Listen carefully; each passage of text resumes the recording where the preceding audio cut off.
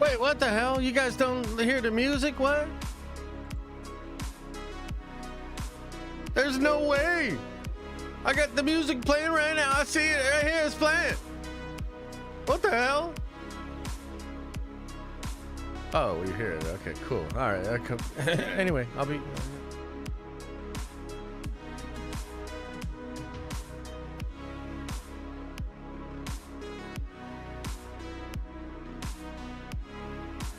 Oh, yeah. Oh, yeah.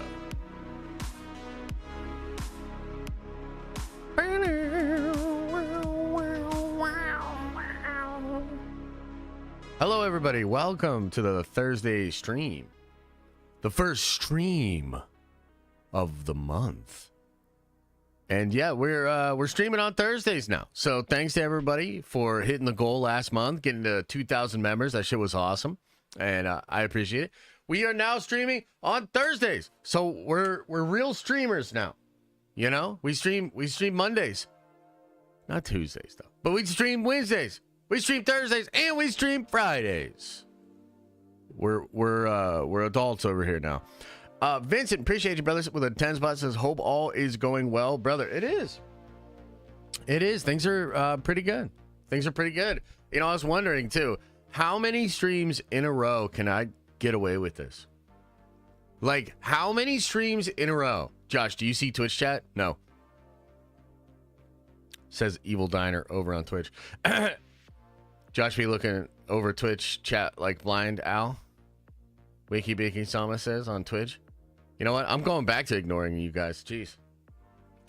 I was thinking, man, how many Dr. Doom streams in a row can we do? Can we just do, what if we just did a Doom stream every single day until we get to Doomsday? And then you know what we could do after that?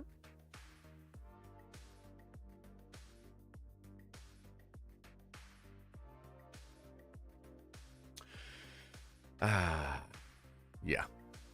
Oh, wait, that's not a great idea. We should mix it up a little bit. Should we talk about something? We could just call it the Den of Doom. I remember when Josh streamed like 10 times a week. Wait, what? When? I don't know if I ever got up to 10 a week, but there were times. There were times where I did way too many. Yeah. Oh, Bob Kenobi. Ah, yeah, I don't want to talk about it, man. I don't want to talk about it, man. Gambling today? I thought we gambled on Fridays. You guys don't want to gamble on Fridays anymore? Would it be like Thursday gambling? We're changing it to Thursdays? Is that what you guys want to do? Put the Doom NFT back as your avatar. It's my avatar on Instagram. It's my avatar on Discord. It's just not my avatar on Twitter anymore. But yeah, I still got that thing. I mean, I think I do. I haven't logged into that account, but I'd rather have Jonathan Majors Kang back, to be honest. Hey, look, totally get it. I think there are some of you out there. I just can't pretend that I'm one of you. You know what I mean? Like, I'm sorry, and like I get it. But I'm over here like, fucking Doom! Like, let's go! So, you know, respectfully. No! All right. Jay says, I bought 7 infamous Iron Man pops before they skyrocketed. I will be giving one away later today on my Instagram. Elite Funkos, love your videos. Appreciate you, man. Now you have to give me one of them, though. You know, we just gave you a plug for your Instagram thing. So now you have to send me one of those Funko Pops. Thursday gambling feels illegal. I left for a bit. Josh, is this still the same stream from yesterday? Yes. Yeah, it is. Thursday gambling sounds good. Oh. Bubba says, Josh, imagine this. RDJ plays Iron Man, Doom, and Sam Wilson. Wait, what? What? Hear me out. Jonathan Majors as a Kang variant. Yeah, I mean, okay, so you guys want to talk about Majors just a little bit? You know, he made the comments yesterday, and if you see the comments he made, it's not as like clickbaity as everybody's making it out to be. You know, like if you went out and just looked online and saw the headlines, you'd probably think Jonathan Majors like was at the press and you know he had this like press conference and he was like crying and he was like, I'm fucking heartbroken, they fucked me over, Robert Downey, damn you, Robert Downey, and he's like crying and shit. That's not at all what happened. He just, you know, TMZ, they caught him and he was just saying some stuff and you gotta see it, the energy and the sort of the vibe. It wasn't as bad as I think people were making it out to be. But I mean, look, obviously, yeah, he's in a weird situation. I frankly think most people and most parties involved are just gonna like move right the fuck on. And it's one of those situations where, you know, if you think he's been wronged, or if you're him and you think he's been wronged, like, of course, that's something you really care about, and you're like, dude, but. I would just argue the reality of the situation is it's better for the overall conversation if we separate, you know? And it's like, no, like, we don't really want to talk about all that stuff. We want to talk about Doctor Doom. We want to talk about crazy variants. We want to talk about fucking Iron Mans and, you know, crazy Marvel stuff. That's kind of what it is. Yeah, he'll be fine. He'll be fine. Wakey Bakey Sama, it's just 6 months regardless of where. I mean, yes, it is. But also, I'm not watching Twitch chat, so whatever. Hey guys, is there a Marvel? Was there a Marvel podcast yesterday? I didn't even see. Are they still doing that? Rossi says, "Is the Amazon 40K show in trouble? Keep seeing it." Okay. Yeah, let's talk about that a little bit. That's kind of interesting. That's kind of interesting. Let me just have another large sip of coffee before we talk about that, though, because I'm not fully awake yet.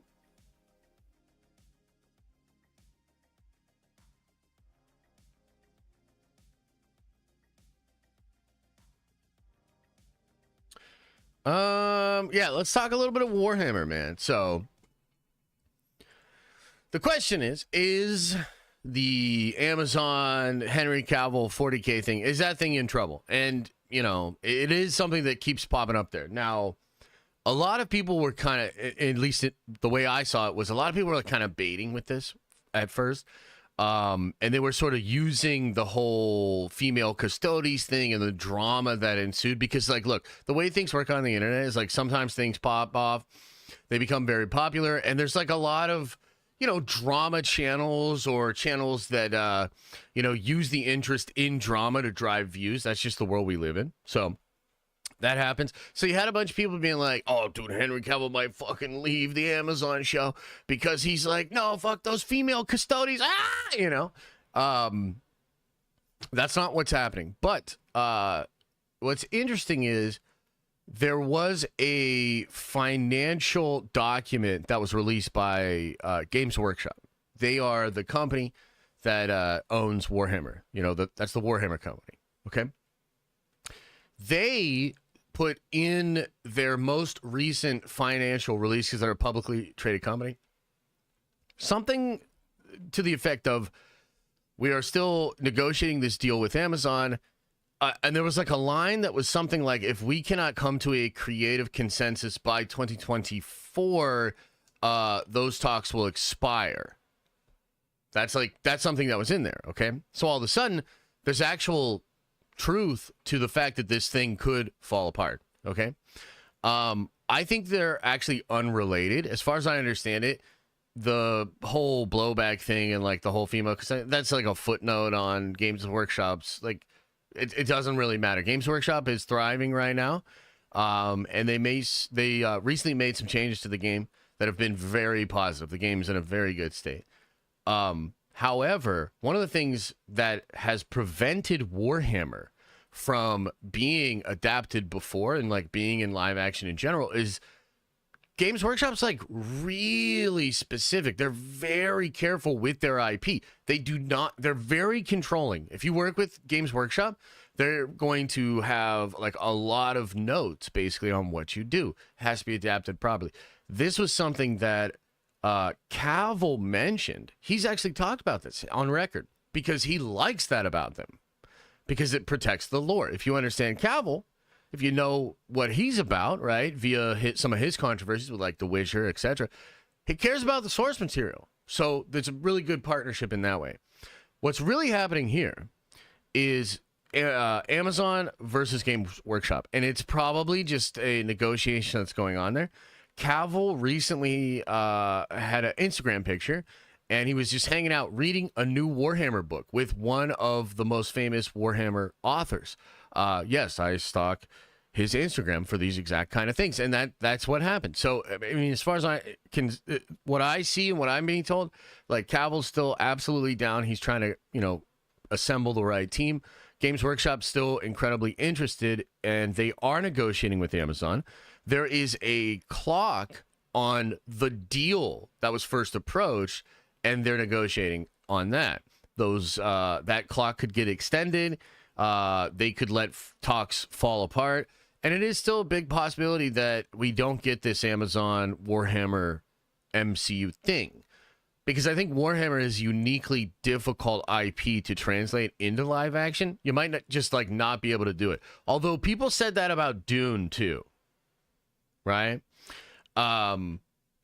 People did say that about Dune. Like, you can't really adapt it. And I'm really interested in how Denis does the next movie, because that's the one that, like, people are like, this isn't a movie. This can't work as a movie. So he'll have to do some big changes for that. But going back to the Cavill, Amazon, Warhammer thing, it does actually appear to be in jeopardy, but it has nothing to do with, like, culture war, conflict, or any bullshit like that. It's just the reason it hasn't happened yet is because it's difficult, and they're having difficult times figuring it out. Maybe there's budget stuff, you know, because if I'm doing Warhammer, right, which I actually have been thinking about how I would do a Warhammer movie. I have a sick fucking pitch for it, dude. I think it would be cool. But point being, if I'm going to do Warhammer, I'm going to need all the monies. Like, if you're going to make a movie, it has to be $200-300 million. If you're going to make a show, it has to be that per season. Like, you need bigger than House of the Dragon budget. You need bigger than fucking, like, Acolyte budget. You know what I mean? You need a massive, $50 million an episode, easy. Because, like, Warhammer, part of what, oh man, you're gonna get me on a tangent here. Let me just wrap up this point, and then I'll go on a little tangent. Yeah, so that's the updates with regards to the Cavill thing. I'm still paying close attention to it. If anything else happens, I'll update you guys. But dude, I'm still hopeful. I mean, right now it feels like I'm getting everything I want with Marvel. It's like crazy, right? I really want the Warhammer thing, man. And if the Warhammer thing happens, holy shit, guys, I'm gonna be a really, really, really happy nerd. So that's the update. But the thing about and you got me on a Warhammer thing here, right? But the thing about Warhammer that you need that budget for him is, like, so you have regular humans in Warhammer, like most of the military, because the whole concept of 40K is that it's constant war.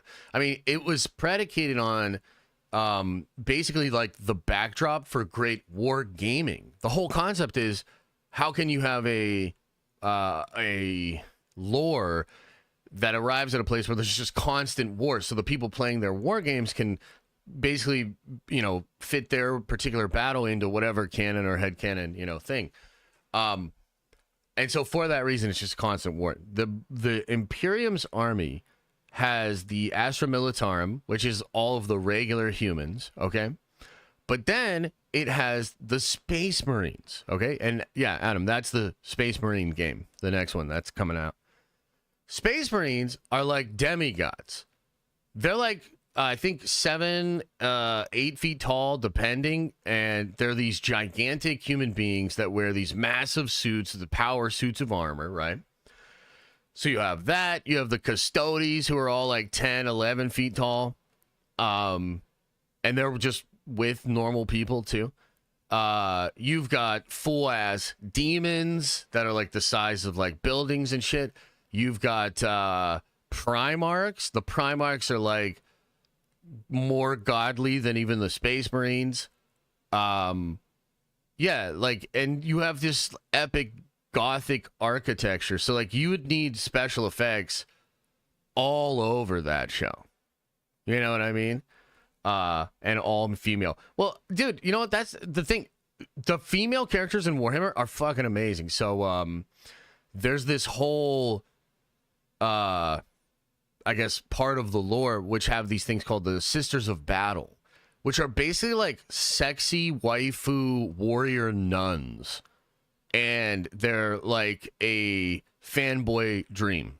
They're these super sexy femme fatale nuns that, you know, scream for the Emperor. And there are these brutal fucking warriors. They're awesome. They're really great. I would definitely utilize one of them in, you know, a story I would do if I did one. There's the Sisters of Silence, who are like the Sisters of Battle, except they have like a negative soul. It's kind of like hard to explain, but essentially in Warhammer, there's this concept of the warp, which is like kind of like the dark dimension to the regular one. But anything that has a soul has an imprint in the warp, and that's how like the magic and shit happens. But these Sisters of Silence, they actually repel the Force ability. And if you have a soul and you're around a Sister of Silence, it like makes you feel bad. It's like a Dementor, right? It's like really weird. So they've got some awesome female concepts and characters in 40K that would be super sick to see. 100%. Anyway, you caught me monologuing about Warhammer. Is every group of women comprised of called sisters of something? Yeah, I think so. I'm trying to think of other ones. I mean, there's Inquisitors. There's like the Caladius Assassins. They're like these little morpho stealth kind of robotic bodied lady assassins, and they're dope as hell.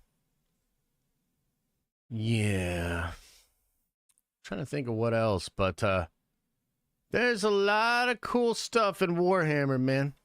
The power of many. Absolutely. Yeah, that would be all over. People are not being honest in their polling. What are you talking about? Oh, with the likes? Yeah, you're probably right.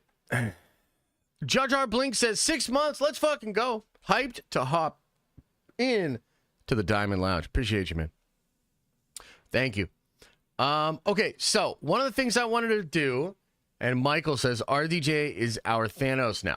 What if he kills Pepper? Oh, no! Oh, no! Nate M says, what MCU characters that we've seen so far do you think will have a most critical role in the death of the multiverse? Wanda, the multiversal bomb? I would say Wanda. I would say America Chavez.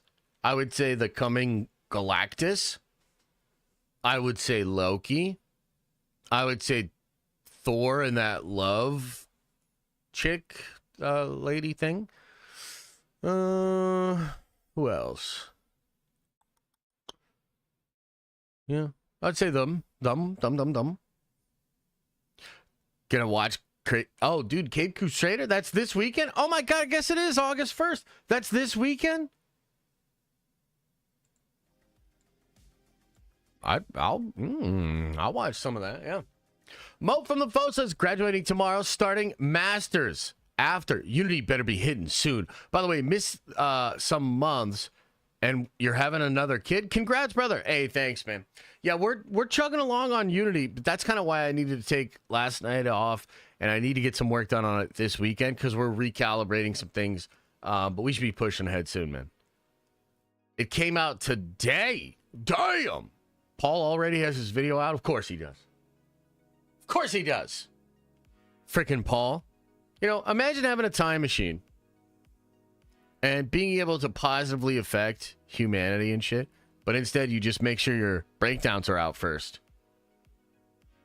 That would be the Doctor Doom version of Paul. Oh, Jareth, I know, dude. I know. I almost tore through all 5 of them last night. I mean, I think I read 2 of them, so I'd have to, but I want to refresh. But yeah, Blood Hunt, man. Doom!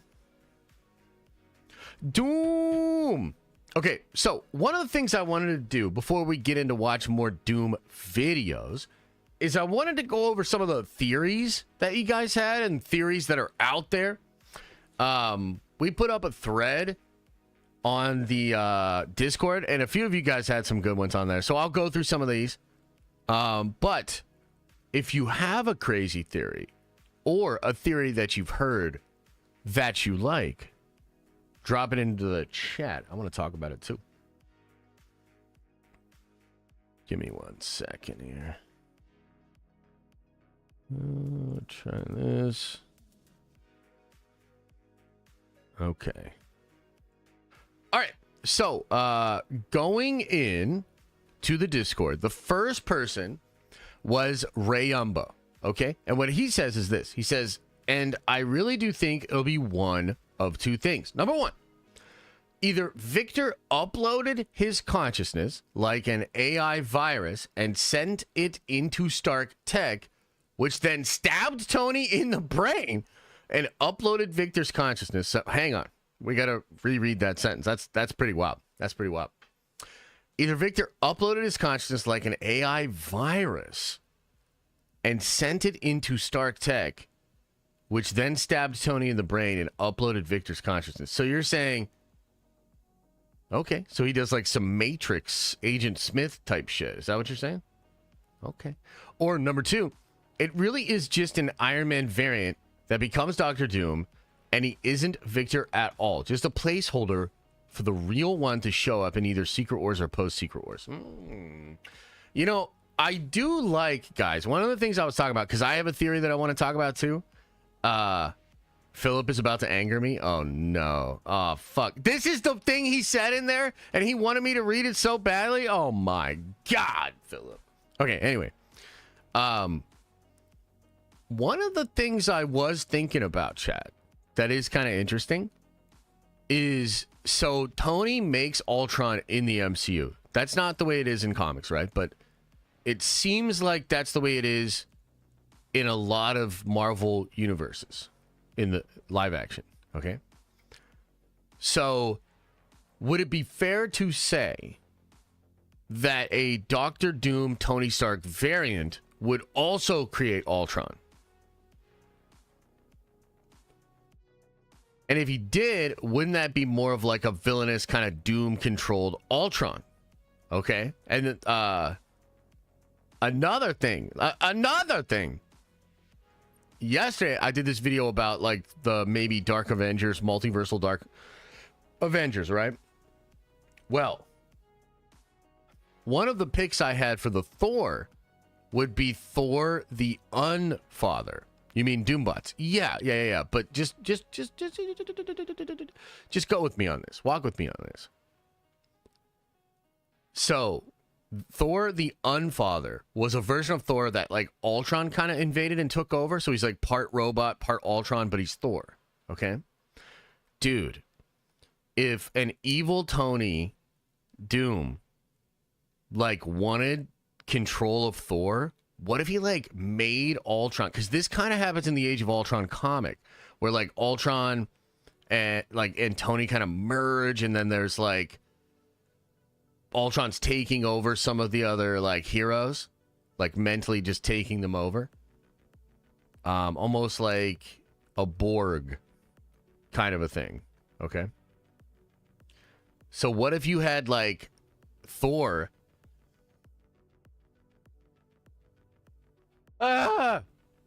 that was taken over by an Ultron or by a Doctor Doom Ultron? Because then then Doom would like start taking over powerful heroes via Doomtron or Ultron or whatever. Yeah. Feels like Black Winter. I'm not super familiar with the Black Winter storyline. I mean, I know a little bit of what happened in it with Thor and Galactus and all that, but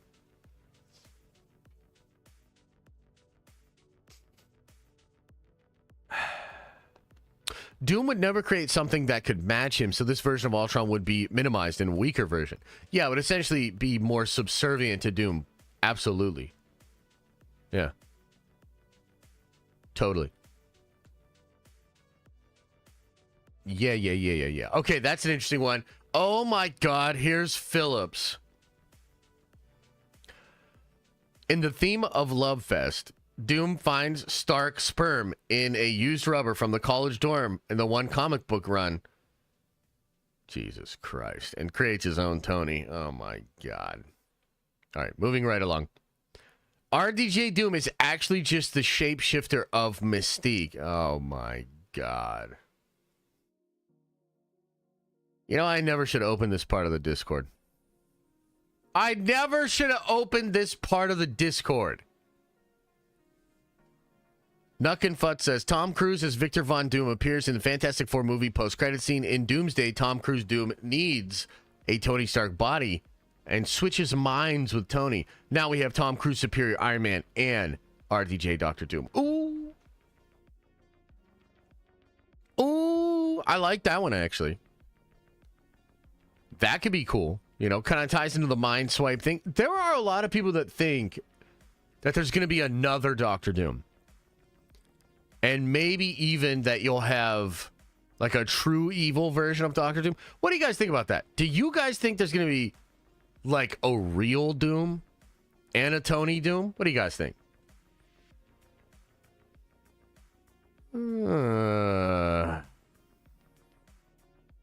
I think they'll cancel Ironheart. Yeah, maybe. But if not, they'll probably talk about it next week at D23. I like it. Possible. No. Not until reboot. Hell no. No, I wish. Oh, man. There's a lot of stuff they could be doing, and a lot of it is, like, people have mixed opinions on.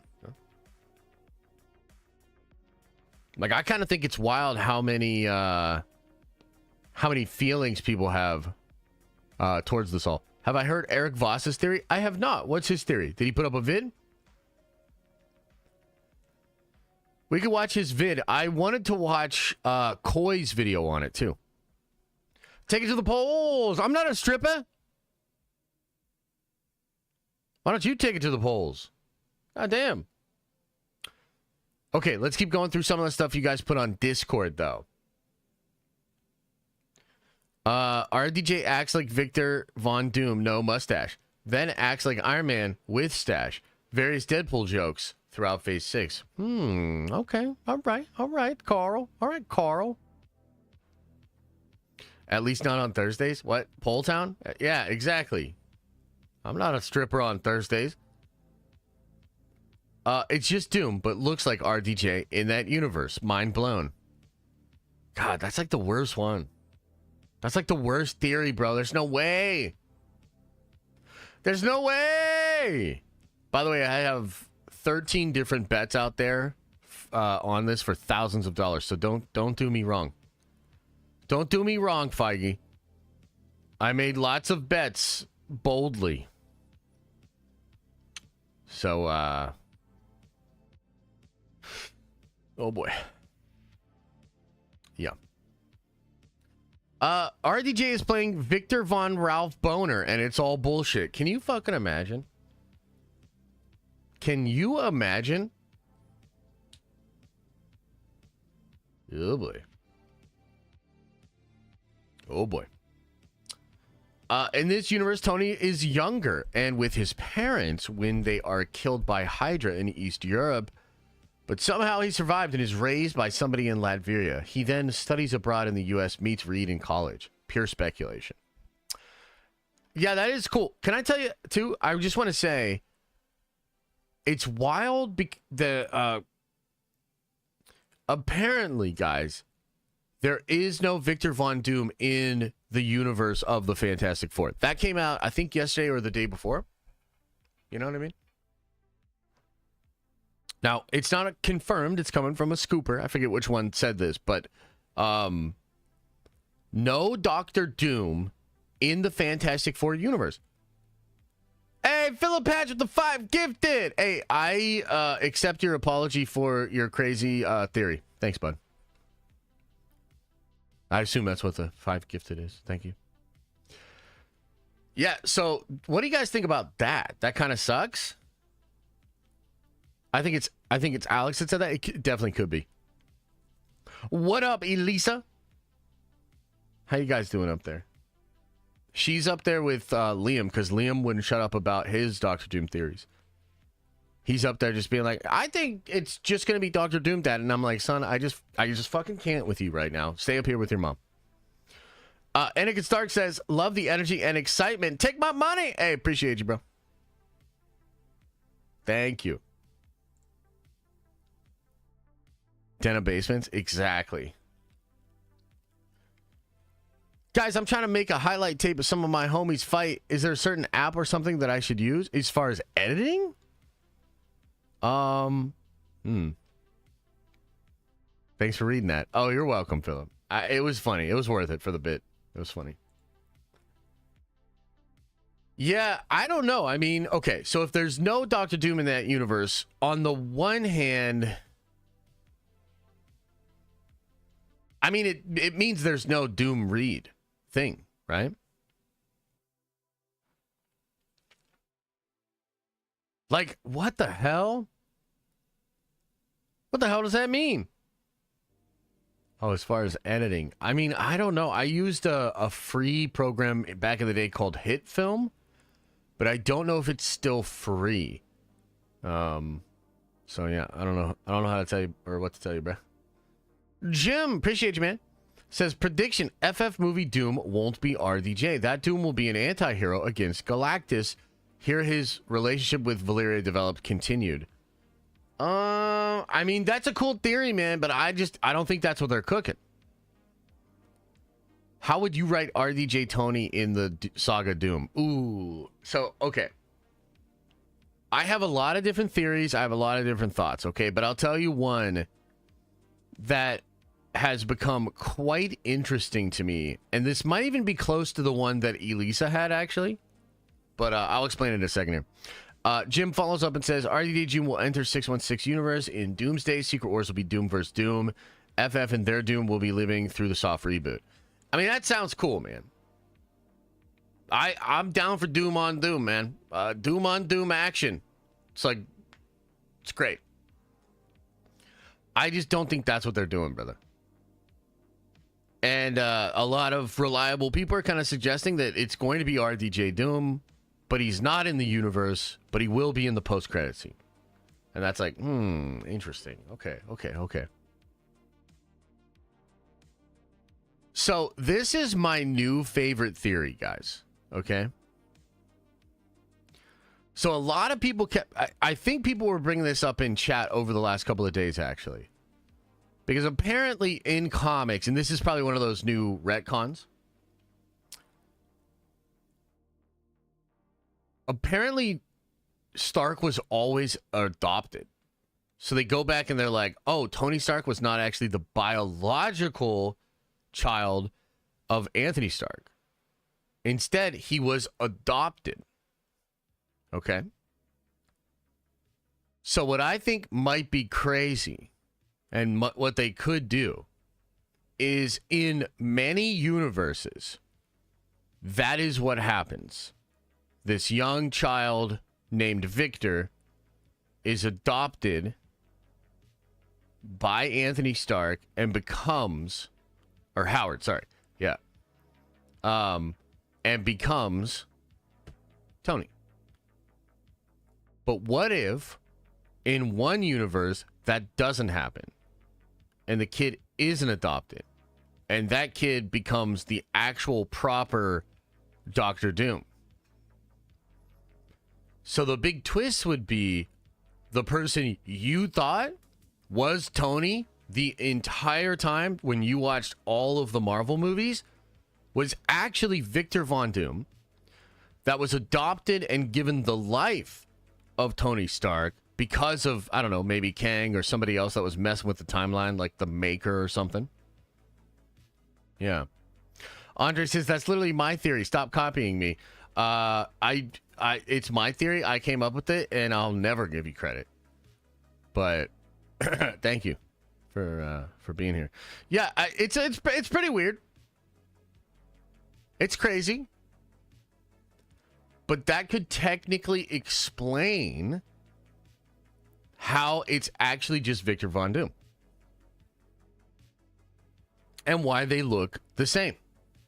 Chris says, no, that's my theory. No, guys, listen, I understand that there's, some confusion out there and, the internet, a lot of people talking, everything like that. Let me just try to break it down for you guys. It's mine. It's my theory. Because I'm on the mic. And I said so. Sorry. Sorry. But it's my theory. Now go spread the good word.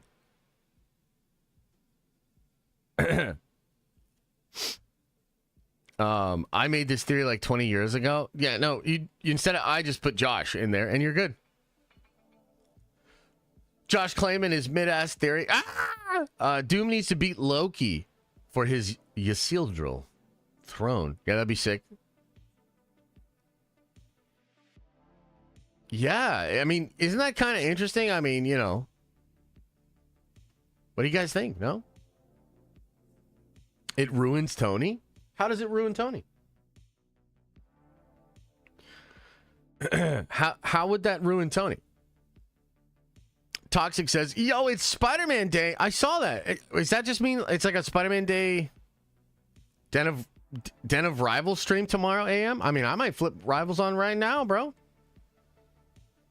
It's cleaner than body swapping. Yeah, that's a good point. That's a good point. I don't think it ruins Tony at all. It just means that in the MCU, in the 616, Tony's actually Victor.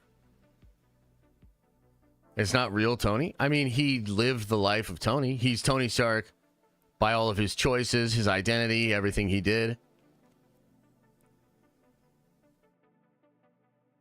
Yeah.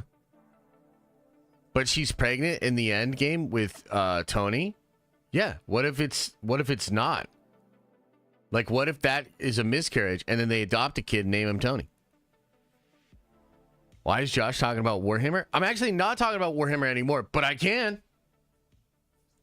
Tony is already adopted in the comics, so it would still be Tony. Good point, Andre. I'm going to take that and steal it as my own point. Guys, look, he's already adopted in the comic. That is the character.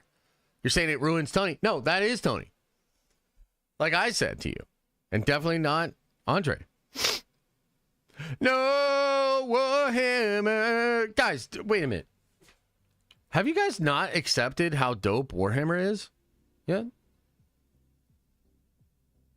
Should we go on a big old watch party of watching Warhammer videos? Midhammer, bruh. See, how do I reach these kids? Bringing all my boys to Deadpool 3 later today. Dude, that's sick, Kyle. I want to go see it again too, man. Super fun. Warhammer sucks? What? Star Wars Sith. Come on, man. You haven't even given it a try. Accolade over. All right. Now I know you're just fooling. Now I know you're just messing around. My God. My God. You guys are crazy. You guys are freaking crazy. Okay, anybody else got any sick theories? That theory is better than any of the Tony Dooms in the comics. I think it's pretty good, man. I think it would be fun. It makes the reason I like it, like the reason where I was like, you know what, that actually could be what they're doing, is because they just keep referring to Vic as Victor, and there are very reliable people telling me behind the scenes it's just Victor. And I'm like, that doesn't make any sense. Like, you need to use the fact that he's Tony. But Tony, in this case, could actually be Victor. You know what I mean? So then, Victor is like, you are me, but you were given a life of privilege, and it softened you. You know what I mean? And, therefore, you're a bitch. I'm going to win, and I'm going to take over everything and reform it. What was the theory? Okay. Let me explain it again. So, Tony Stark, that we know in the Infinity Saga, the one that, builds the arc reactor in the cave. You know, the one that takes the nuke through the portal. You know, the one that does the snap and defeats Thanos. That guy. That guy is Victor Von Doom. But he is adopted by the Starks at a very young age. Okay? So the Doom that we're about to meet, the actual Robert Downey Dr. Doom, is actual Victor Von Doom with all the dressings, all the backstory, all the powers, everything. He is comic book accurate Doom. The only difference is, as opposed to what happens in the MCU 616, he is not adopted by the Starks and goes on to be actual Doctor Doom. Yeah. Yeah. So who's the real Tony? Well, our Tony is Tony. Because he's just an adopted Victor Von Doom. They changed his name. He grows up being Tony Stark. So he's Tony. Yeah.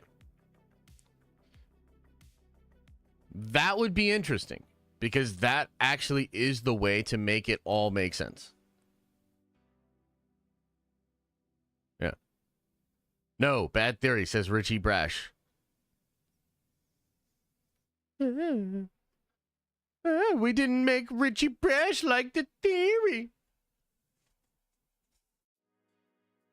Tony and Doom are the same person, guys, just with different paths from birth. It works well. Yeah, I kind of like it. I kind of like it.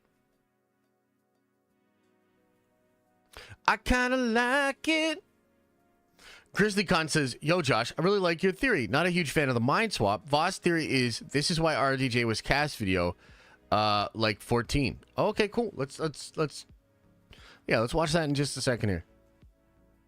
In fact, I'll find it right now.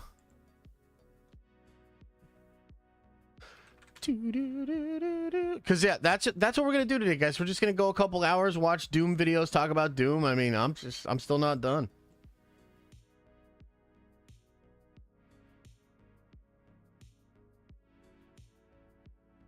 I'm not done talking about Doom. Chris Kelly says with a 10, appreciate you, brother. Says we already know that the Fantastic Four will be in an alternate universe, and he'll be from the 60s. Tony and Reed are adopted stepsons from Howard Stark. So wait a minute, you're saying we are a different universe, and it'll be from the 1960s. Tony and Reed are adopted stepbrothers from Howard Stark. That's interesting. Unfortunately, I think we're hearing that Doom is not going to be in that universe with Reed. So I don't think that will work. It's a cool idea, though. All right, let's check this out. New rock stars. Why they cast him. So you're telling me in a 16-minute video, he doesn't say the thing until 14 minutes in? Let's watch the whole video. You know, they make good videos.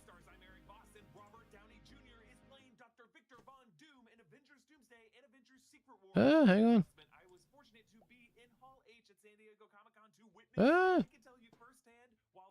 Was deafening upon Marvel's most iconic tan coming back. Elsewhere in the days since, the casting has raised some questions. Is Marvel now creatively bankrupt by bringing back the big guns and bell-bottoms, even when that casting confuses fans and does a disservice to the character? Or is Marvel just financially bankrupt and knows Downey can deliver billions? Hey, to quote the guy, is it too much to ask for both? Look, I completely understand any confusion that might be out there. Like, why? You know what? I understand the confusion too.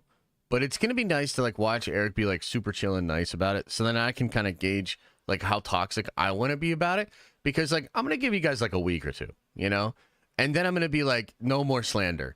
And I'm going to fucking... Why not give a new actor a chance? And would because this mean that we never get a actor? I don't give a shit! Classic Anyway. Valkyrian Doom origin? Well, after replaying what I witnessed in Hall H and analyzing more closely specifically what Marvel is doing with its Fantastic Four movie, I actually think I figured it out. Exactly why the Russos considered the casting of Robert Downey Jr. to be that crucial to the story they want to tell. Why? Oh, hell yeah. And also, too, can we just make mention of the fact that, bro, he already looks fucking awesome. And this is just like a rinky-dink thing that they kind of like threw together here. But like, kind of, doesn't he look already fucking awesome as fuck? Like, I'm not gonna lie, dude. I looked for this mask online. I couldn't find this exact mask. But holy shit. RJ, wait, what? RG2880 says, meh. Oh, see, that's what I mean. Listen, I'm going to give you guys a couple of weeks. You know what I mean? Like, you know, that's an acceptable opinion for now. Oh, man. Oh, man. Okay, let's catch up on a couple. The Avengers analyst says, Russos gain nothing from lying. But how do you explain the casual that they're Tony and now Victor look exactly the same? For us Sways, it's fine. Yeah, that's fair. I think that's kind of what we're trying to figure out. Talking about a bunch of different possibilities, you know? Bryce says, do you think the good guys will try to turn RDJ Doom to good? Yes, absolutely. If he's the Iron Man that died in Endgame, yeah, 100%. I think so. That's going to be part of the fun. Anakin Stark says, also, finally starting my own Star Wars channel. Thank you for being a huge inspiration. Goal is to have fun and maybe work with channels I love/watch. Oh, that's awesome, brother. Yeah, let me know, man. If Star Wars ever starts making me happy again, like maybe Ahsoka season 2 or something, I'll let you know, you know? But no, seriously, I'm happy for you. They want to tell Cool. why they think it has to be Downey. So I'm going to break it down and specifically what new mask, same task really means. So Marvel's Hall H panel ended by revealing the Russo brothers were returning to direct Avengers 5 and 6, Avengers Doomsday and Avengers Secret Wars, and that Robert Downey Jr. But Doom thinks he's good? Oh, yeah. I mean, I think the real way to say it is Doom thinks that discussion of morality is beneath him. Hell yeah. Look at that mask, dude. Somebody find me this Dr. Doom mask that he will return as Victor Von Doom. But since most people know him to be forever and ever Tony Stark, the way I see it, there's really one of 4 ways a Robert Downey Jr. as Dr. Doom could work. Option 1, Robert Downey Jr. is just playing a new character. This would be like Gemma Chan playing Cersei in Eternals after she had played Minerva in Captain Marvel, or Ralph Ineson playing Galactus in Fantastic Four First Steps after he had played a Ravager in Guardians of the Galaxy. What the fuck? I didn't even know about that, but that's cool. Because this would just be saying actors are not the characters they play, and one actor can play multiple roles within one cinematic universe. Actually, I think that's what most people who aren't overthinking this are just assuming to be the case. But if that is the case, I get the concern among a lot of you, because you cannot compare Gemma Chan and Ralph Ineson to what Robert Downey Jr. was to the MCU. He was the face of the franchise. And Marvel Studios has been so insistent on that actor equals character standard, a rule that they established and insisted that they live by, that they refused to recast T'Challa after Chadwick. Yeah, that's actually a super fair point. To think that a studio like that literally just out of like, I guess, respect for not just the role but the actor, that's like what it comes down to with the T'Challa thing. Even if you don't believe them, that's what it is, according to them. Well, then it has to be true of Iron Man. I mean, are you kidding me? Boseman's death and wrote the character's death into the movies. So if Marvel ends up never explaining why it had to be Robert Downey Jr. Twin brother, they're separated at birth. What a spin. What a twist. Do you think it was Doombots or Council of Dooms on stage with RDJ at the announcement? Probably Doombots, brother. Doombots. Here as Dr. Doom, we could end up back in an Evan Peters and WandaVision scenario where we keep expecting the studio to tie it back to the past role we all know him from, or it's just going to require a performance as Dr. Doom from Robert Downey Jr. that is even more transcendent than he was as Tony Stark. And that is a very high bar. Yeah, which, by the way, I think you're going to get. Like, I think either way, you're going to get an incredible performance from Robert Downey Jr. And I think he's going to take it seriously. I think he wants to show that he can play a different type of tune or a different type of character. I think he's going to go for it. Robert Downey Jr. is a great actor, but can he completely transform what we love about him from every film role the way actors like, say, Gary Oldman or Daniel Day-Lewis can? I guess we'll see. I am excited to see what he does with it. But alternatively, there's option 2. This is a Doctor Doom from the 2010 What If storyline Iron Man Demon in Armor, or another Iron Man / Doom comic. So this What If storyline shows Victor Von Doom having as a college roommate, instead of Reed Richards, the brilliant playboy Tony Stark. Victor creates a machine that can swap minds, and Victor's mind goes into Tony's body, and Tony's mind goes into Victor's body, and we arrive at a what if hypothetical where we have a Tony Stark who becomes Doctor Doom. Comics Explained actually... Look, I do not hate this idea. I think this is sick. And it's also cool that he's giving props to Rob. I mean, dude, that Rob video hit 1 million in like a couple days, dude. Huge video. So cool. And you know what else? You know what else? All of you guys wanted Rob to get on that call with me. He would have been able to go jump and make this video if he had gotten onto the stream with me. You see what I mean? Did an amazing breakdown of the storyline that you should definitely go watch. It's great. While I think knowing this storyline could tell us the general direction Marvel Studios is going in, this storyline as it is not a story that Marvel would make a billion-dollar movie out of, or pay Robert Downey Jr. upwards of $100 million to star in. Like, it would make a really good episode of the animated What If series, but as... I don't know. What do you think about his point there? I mean, he's basically just saying it's too crazy for normies. Do you think the mind swap is too crazy for normies, guys?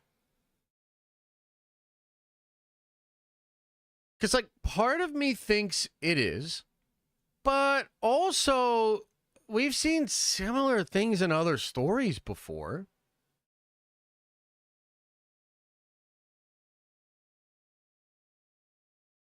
Like Freaky Friday, yeah.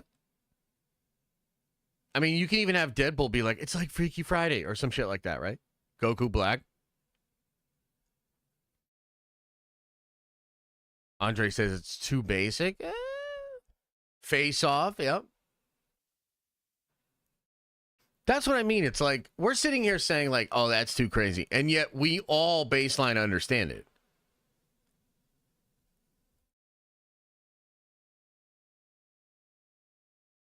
Yeah, I don't know. I don't think it's too crazy.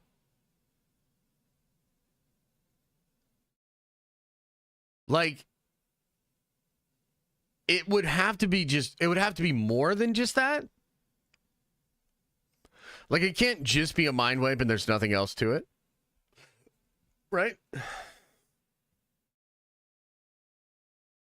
But I don't know if I would agree that it's too crazy. As a live-action film, it might just be too out there for a tentpole movie. Similarly, there have been other comics like the infamous Iron Man in 2016, in which Victor Von Doom takes on the mantle of Iron Man. But think about that in the film universe. That would not require Marvel to have Robert Downey Jr. in that role. You could have any actor as Victor Von Doom taking on the mantle of Iron Man. That isn't a Tony Stark story, it's a Victor story. So that brings us to option 3. Tony Stark, as the anchor being of Universe 616, has doppelgangers that exist in every universe with equally important roles. So I'll admit this is kind of a confusing explanation that I considered in our first night San Diego Comic-Con videos when I was trying to make sense of this. But basically the concept of anchor beings was established in Deadpool and Wolverine. If they had a heartbreaking miscarriage, he says this over on Twitch, if they had a heartbreaking miscarriage, then maybe that would explain why they would adopt in the first place. Exactly. 100%.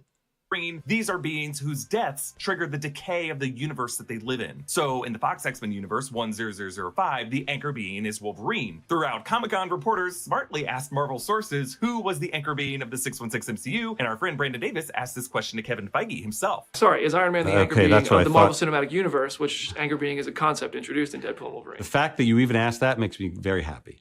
And that term has ignited your imagination. So with that answer, I think Feige was cluing us in to the fact that we might be barking. I'm still not crazy about the anchor being thing. It does make you think, but I just, until we get more of an explanation, it just feels so loosey-goosey for me. Like, what do you mean there's a being inside every universe that then when they die, that just has to be the end, the actual just death of a universe.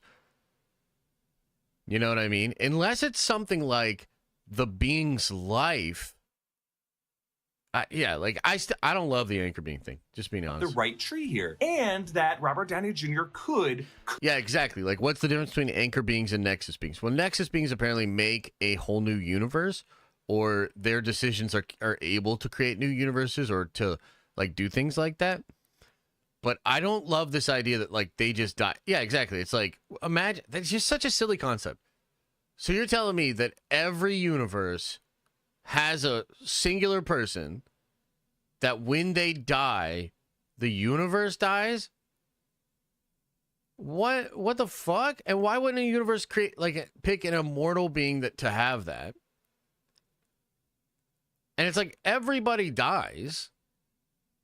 So every universe dies because of a singular being that, like, it's just, I don't get it. You know what I mean? Like, I wish there's a way they could have made it make more sense, but the way it's introduced right now, I'm like, bro, what are you talking about? Every universe does eventually die. So I know that's what I mean, though. It's like, well, then it's not a causal thing, it's a correlative thing. So what happens when, here's the thing, how many beings live for more than 1,000 years? Like, not many of them, right? So therefore, the time of a anchor being's life is of zero consequence. Because they're going to die within a lifetime, and then a couple of thousand years from there, the universe will be destroyed. Well, then their life has no point, purpose. Like, it doesn't matter. There's no urgency to it because it doesn't actually do anything. Like, I think the concept sucks, but there's ways that it could work. But it would have to be stuff that just hasn't been explained yet. You know what I mean? Like, it's just, I think it's a pretty bad concept until more is explained. Could be an anchor being across several universes. Like in 616, we have Tony Stark. In this new alternate Fantastic Four universe, he plays Victor Von Doom. In some other universes out there that we'll see soon, we could have a Robert Downey Jr. Doctor Strange, a Robert Downey Jr. Norman Osborn, a Robert Downey Jr. Superior Iron Man who's a real asshole. You see where I'm going here? But I also get this might just be too confusing, and it really does limit who could be the anchors in other universes. So we finally arrive at the explanation that I think for now makes the most sense. It's like this. You go into a universe. If you want to destroy universes, right? So you start going in there and killing the anchors immediately, right? Guys, even killing an anchor being like Wolverine would only get the universe to be destroyed 200 years earlier. 200 years earlier. So how is it useful in any way to go kill anchor beings?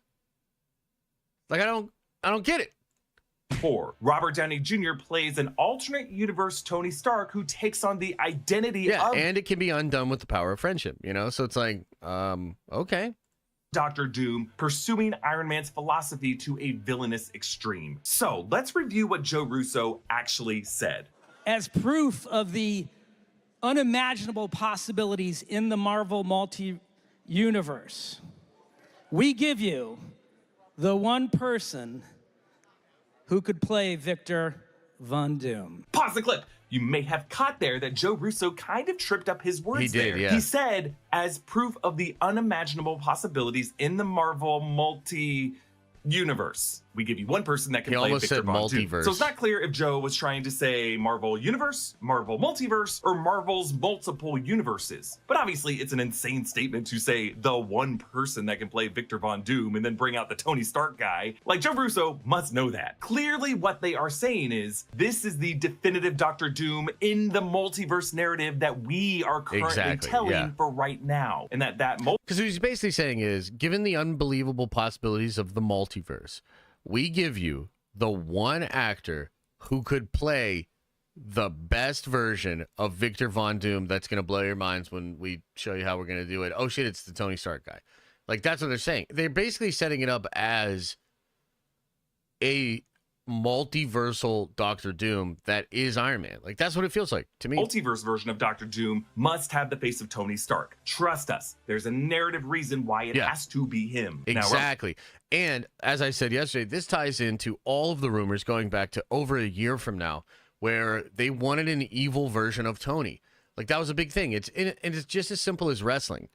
Like, you have the face, and you want to turn heel. Like, that's what it is. So you have this big, awesome hero that everybody loves. Well, what happens if he turns heel and he's a bad guy? Well, that's crazy. So that's what they've been trying to do. That's what it feels like they're going to do with Doctor Doom. Robert Downey Jr., for his part, only said a few words. New mask. Same task. Yes, and Anthony Russo repeated this phrase, new mask, same task. They are inviting us to try to decode what that means. It's obviously a reference to the metal mask of Iron Man, but the task being the same. What was Tony Stark's task? To put a suit of armor around the world, to make it a safer place, running on clean energy, replacing the weapons he built. And it's a total Doctor Doom thing to be like, oh, well, I'm going to put a suit of armor around the multiverse. In order to do that, I'm going to have to take over. I mean, how many times has he done that in comics? One weapon that he can control as he is haunted by a paranoid sense of futurism that Thanos called cursed with knowledge, that eventually led to Tony delving into a bit of magic by decoding time travel and wielding Infinity Stones, but he died before he could go further down that path. What if he didn't? Like, imagine, in a world without the Avengers, wouldn't a man like that eventually become basically what Doctor Doom is? The philosophies are pretty similar. The difference is the origin. Billionaire playboy on one hand, Latvian pauper in the other. Geology has been sponsoring us for over 2 years, which is crazy because that means I've been a daily geology user for 2 years now. When we started, I thought, sure, I'll take some free face wash and shampoo from work. Why not? But then I started noticing smoother, more hydrated skin, fewer blemishes, and less oilness. Do you have any idea how much footage of myself I need to watch at this job? I noticed these things. And now over 3,000 of our viewers have also made geology part of their daily routine. They've shared reviews with us saying things like, the products are easy to use and definitely have a real impact on the look and feel of your hair and skin. Highly recommend. And also, not a skincare guy, well, at least I wasn't. This stuff is amazing and the products are top notch. Want to see for yourself? Just click the link in the description below, take a quick 30-second quiz, and Geology will figure out your routine for you. Just click the link in the description below to get 90% off your first skincare trial set and 20% off your next full-sized order. Or go to GOOOOO.ie/rockstars90x20 to get started. But let's remember, Robert Downey Jr. is 59 years old. He's going to be in his early 60s as he's playing this version of Doctor Doom. And there's no way Marvel Studios cast him to play a Victor Von Doom with the classic Latvian origin story of the character. And when it comes to the Fantastic Four movie, Matt Shakman made it clear that Fantastic Four First Steps is not an origin story. I mean, one of the things we decided early on was not to do an origin story. We're not telling the story of them going up and being changed. Now, we don't know for sure if Robert Downey Jr.'s Doctor Doom will be in this Fantastic Four film before Avengers Doom. Hey, thanks, Tiberius Monk. And you know what? He says, I know what Josh is dressing up for as Halloween, bringing that Doom energy. Just kidding, just kidding. But thanks for the great content and cultivating a great channel. Thanks, man. I think I absolutely got to get some Doctor Doom stuff, like a mask. I've actually been thinking about making Doctor Doom inspired merch. Basically have like the two, metal like pauldron type things and then the chain, but they'd have like ends for the Nerd Avengers on them or something like that. Yeah, we're gonna get some swag. We're gonna get swagged out on some Doom stuff for sure, man. Appreciate you. You think Doom is from the Fox FF will show up? I hope those Dooms show up. They would need some kind of crazy explanation though. Doomsday. Matt Shakman won't say either way. Doom is a major Fantastic Four villain. Yes. We know Downey played Iron Man in the Sacred Timeline. You guys are in a different timeline here. Is he part of the Fantastic Four film here, the first one? Cannot say anything. But Kevin Feige did confirm that the Fantastic Four are returning in Avengers Doomsday and Avengers Secret Wars. And many of us have speculated based on that Downey's version of Doom will appear in a credit scene to Fantastic Four. Yeah, that's the scoop that's out there. Jeff Snyder put that in a newsletter or something. Steve McT says, what if this Tony was influenced by his universe's Doom, who maybe sacrificed himself like Tony in Endgame, and to honor him, he carries the torch? I thought about that too. That could be really cool. I would like that, but I think you need a villainous. Iron Man, that would be kind of still noble, you know? So, I don't know. Nuck and Fudd says, I got an Anchor Being theory in Discord for you. Oh, yeah? Oh, yeah? I'll take a look in a second. Remind me. Just put it into this chat, bro. Corso says, so, if RDJ is Tony, but also Doom, can I be Frank? Yes. I don't know what it means, but yes. Ben says, favorite Hickman run outside of Secret Wars? I like the FF run. I'm loving the current Ultimate Spider-Man run. I love his book, East of West. The Manhattan Project is really good. What else? Oh, man. I feel like Hickman's done some other stuff that I like, too. Like, didn't he do Secret Warriors? I don't really remember too much of that, though, to be honest. Yeah, so I'd say those are a few good ones. Chris Listenfelt with a 20 spot, man. Appreciate you. Says, I feel like the mind swap theory would be kind of a weak approach, especially for normies, and don't think it would be super compelling. Tony variant with a different backstory would add a new layer to the character for RDJ. Yeah, that's part of why I like it too, is it doesn't just set up Doom in a crazy way, it recontextualizes Tony. And it sort of asks that question of like, well, what makes a man? You know, is it destiny, choice? Is it birth? Is it, you know, nature? Is it nurture? It's always kind of interesting. That is kind of one of the fun that you can have in a story like this with the evil version, right? So the evil version of a person sort of inherently begs the question, what are the real differences between you? What, you know, why is that version of you like that? And why are you like the way you are? These are interesting questions. So for sure, could be cool. Like that almost seems like an inevitable thing. Hey, maybe it's just because I was there in Hall H and I got to see the Fantastic Four concept footage and I was left with so much optimism for Marvel's overall vision for how they're gonna keep that going in Doomsday and Secret Wars. Yeah. Maybe more than those who didn't see that footage or who did see it but just didn't take it that seriously because it was mostly previs. And maybe that's why they're approaching all of this with a sense of cynicism. But based on the way that the Hall H announcements were structured, Kevin Feige was clearly planting the seeds for this version of Dr. Doom to be planted in this alternate universe Fantastic Four story. That's why they're calling it First Steps. Jackman confirmed it was a Neil Armstrong reference, but that there were other meanings behind that title that he couldn't talk about yet. Fantastic Four First Steps, again, will be set in an alternate universe in a retrofuturist city. And also, too, let's just be fair here, because I actually saw Alex and Eric not necessarily get into a spat or whatever. It was respectful. But there was a bit of a disagreement here because, you know, Eric is heavily speculating that RDJ will be Doom in the movie as Doom, like in that world. And Alex is saying there's no Doom in that universe, right? So there's you know, potential issue there. And I saw them like talking about it. I think the thing to keep in mind here is that they could change it. And it seems like this RDJ Doom thing was relatively recent. Like that's a relatively recent update. So there's nothing to stop Feige from being like, okay, well, yeah, maybe we were going to do this, but now we want Downey to be Doom in that universe. That could absolutely happen. But I will say, if you're not going to focus on Victor and Reed and their conflict, it does feel weird to have Doom as the person in that universe, but not play a major role, and Galactus is the main one. Like, you'd have to explain that to me. You know what I mean? So, Meade-inspired Manhattan during the early 60s space race, but with more advanced technology than we had in our reality. Marvel gave those in attendance a fantastic fan showing a map of this alternate universe Manhattan filled with Easter eggs. There's a Baxter building connected to the Excelsior launch pad, which we saw a version of in the concept trailer. And of course, Excelsior is Stan Lee's catchphrase and also the New York State motto, meaning ever upward. And that launch pad is right in the middle of the East River. There's also Ben Grimm's— it means ever upward and onward toward greater glory. Get the whole goddamn quote.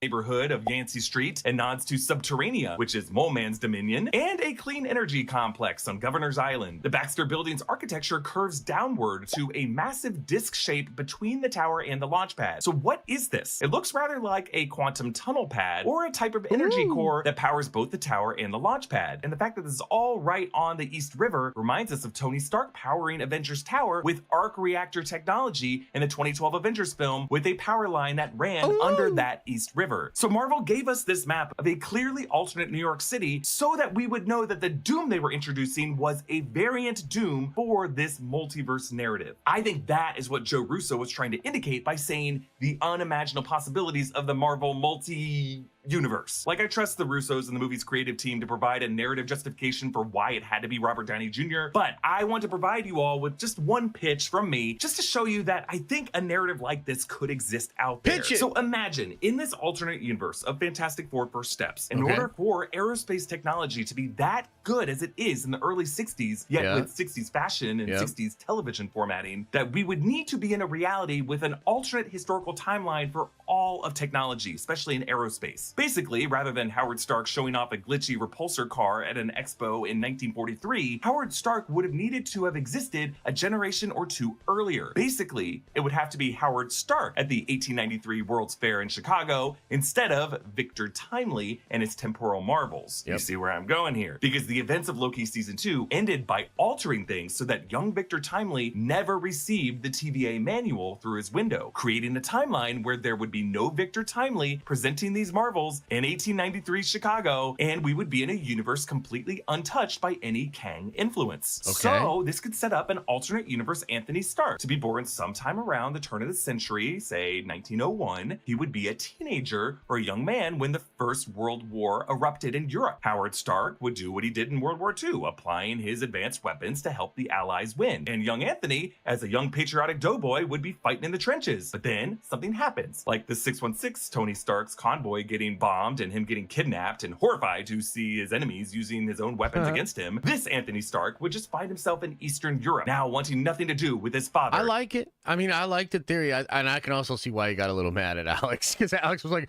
probably just like, nope, that's not in the movie, you know? But in his father's weapons, and he could start a new life in the country of Latveria with a family who takes him in, or just someone he Don Draper style takes the name of, Von Doom. Yet he has the same task, discovering arc reactor technology, going to college with Reed Richards and Ben Grimm. His patents for arc reactor technology and repulsor technology could be taken away from him and used to power things like a dangerous launch pad in the middle of Manhattan, a mission that would end up knocking on the door of Galactus to peer into that Baxter building, leading to apocalyptic result. dude, look at that Galactus. That's so cool, huh? Hell yeah.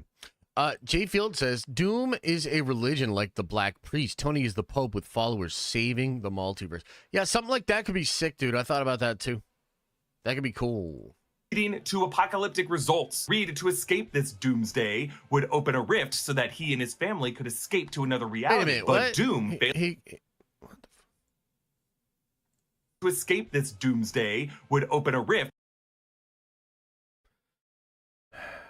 We're so close here, you know? Why does this guy have a mustache, but the Red Hulk does not? What is... So that he and his family could escape to another reality. But Doom, failing to protect this world from Galactus, secretly follows them into the multiverse, vowing to put a suit of armor around whatever new world he would call home. That could be the story of Doomsday. Yes, what I just described would be a what-if scenario, but it's not Demon in an armor. It's something that would ask fans of the MCU films to consider what Tony Stark was about, and what he would be if he grew up in another world where someone else was smarter and Dr. Doom is literally going to say, I did not want to be in your universe, Reed, because of your bitch-ass mustache. more charming than he was. He would have the same task, but a new mask. Casting Robert Downey Jr. as Doom comes after he won an Oscar for playing Lewis. Is that true, Fifi? Apparently that's just test footage, not Reed's actual look. Send me evidence of that. Oh, shit. Strauss in Christopher Nolan's Oppenheimer. Send me the shoe links, salesman the turned evidence. Political rival, jealous of Oppenheimer's brilliance, wishing he was on the cover of Time magazine. Oh my God, look, it's Dr. Doom. And that he was the man who moved the Earth, pushing for the escalation past atomic weapons to hydrogen bombs in a frenzy to make the world a more secure place, while actually doing the opposite. In this scenario, Reed Richards in his parallel Earth lectures could be J. Robert Oppenheimer and his quantum theory, whereas Doom could be the Lewis Strauss figure, sick of his rival's fame and arrogance, and pining to take global security to a more dangerous extreme. Now, this would not mean that Marvel's past plans with Kang have to be scrapped, like Loki's Yes, they do. defeat of He Who Remains in Loki Season 2. 2 could just be the beginning of the end for the Kang Dynasty. That now makes it easy for a multiversal Doom to rise. He who remains, more like he who doesn't give a fuck about that shit anymore. This also would not mean we're never getting a classic Victor Von Doom origin story. There can and should be a 616 Victor Von Doom and a 616 Latveria that we get to explore during these incursion events, and further on the other side of Secret Wars. And this would not mean that Robert Downey Jr. could never return as Iron Man. He can play multiple characters in the same movie. Yeah, he's definitely going to come back as Iron Man. They're going to be like, dude, this evil Iron Man, Dr. Doom dude is kicking our fucking asses. We need to bring back the real RDJ. And all the lights go out. And then they start playing the Avengers theme. And the fucking Iron Man shit pops up. You got like a fan cam of Iron Man pop up on the thing. The crowd starts going wild, popcorn throwing signs and everything. And then boom, spotlight. And then RDJ starts coming down.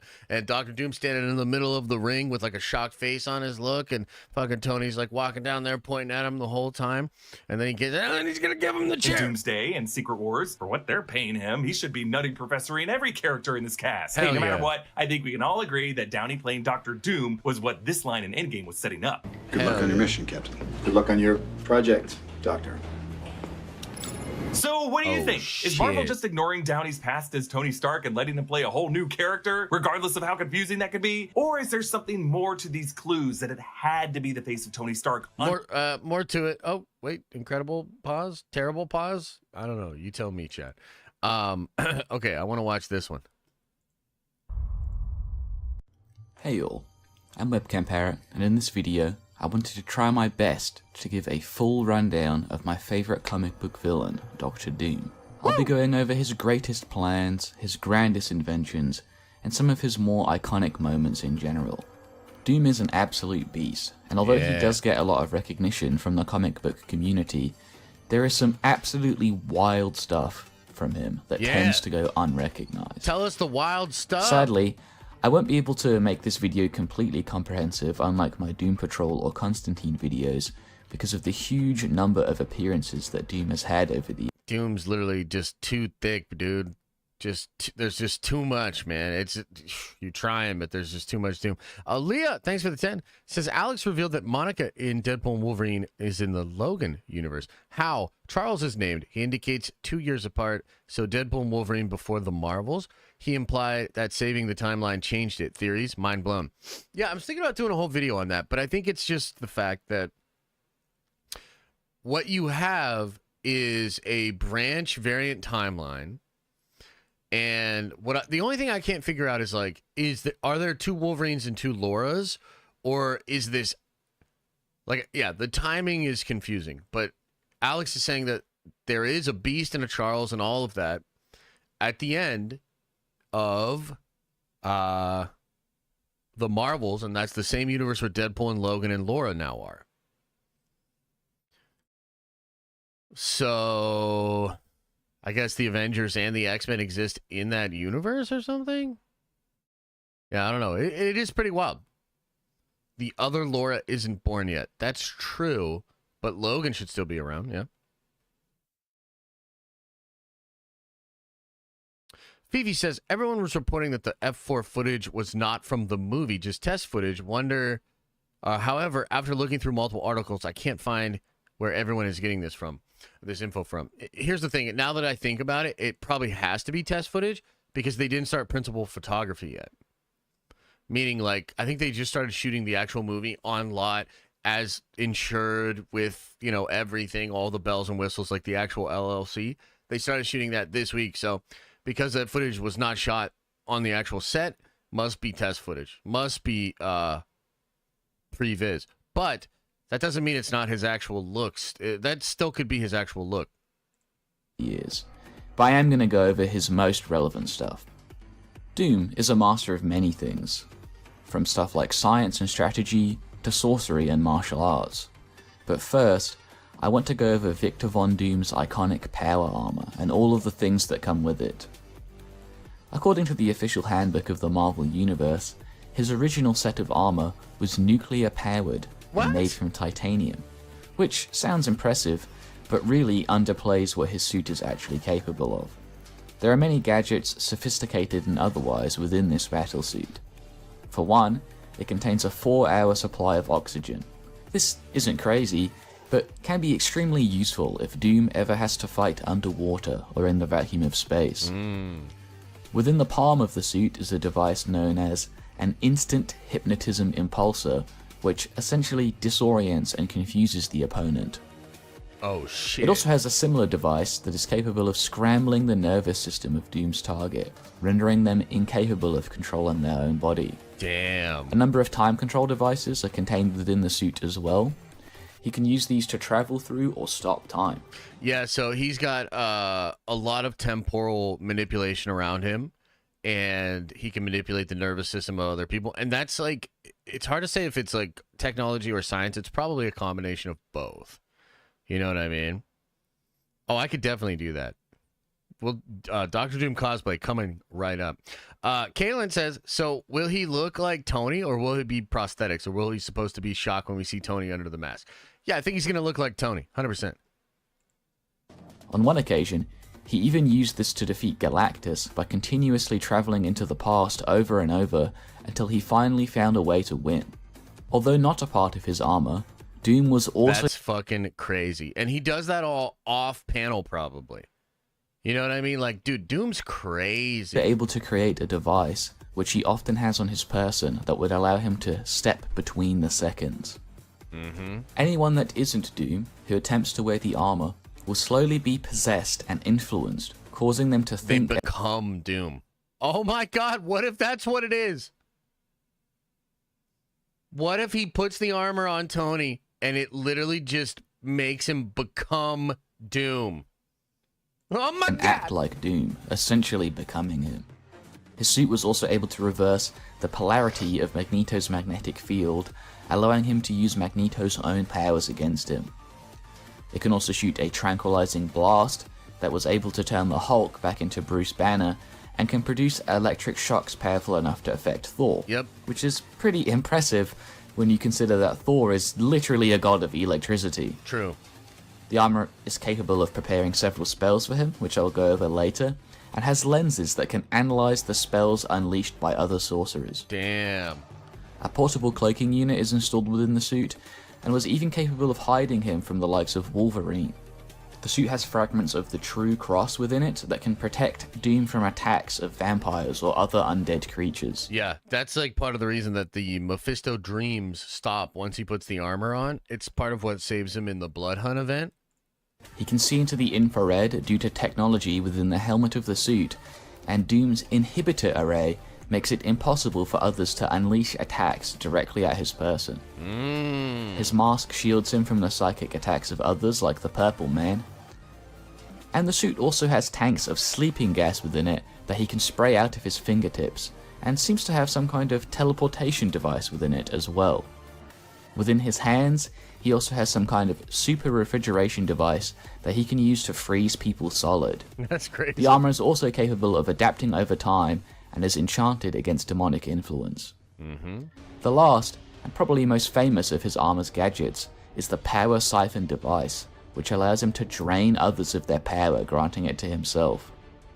This started out as some kind of harness, but Victor was able to advance the technology to the point where it could be installed within his armor. Wow. He has used this to drain the powers of Aaron the Watcher. Mary Sue, says Fanjaction. Mary Sue? You know, I'll let that go for now. Can we just pause here to say how good it feels to be getting sweaty about Marvel again? We're so effing back, baby. Yeah, I agree. And also, you watch your ass, Adam.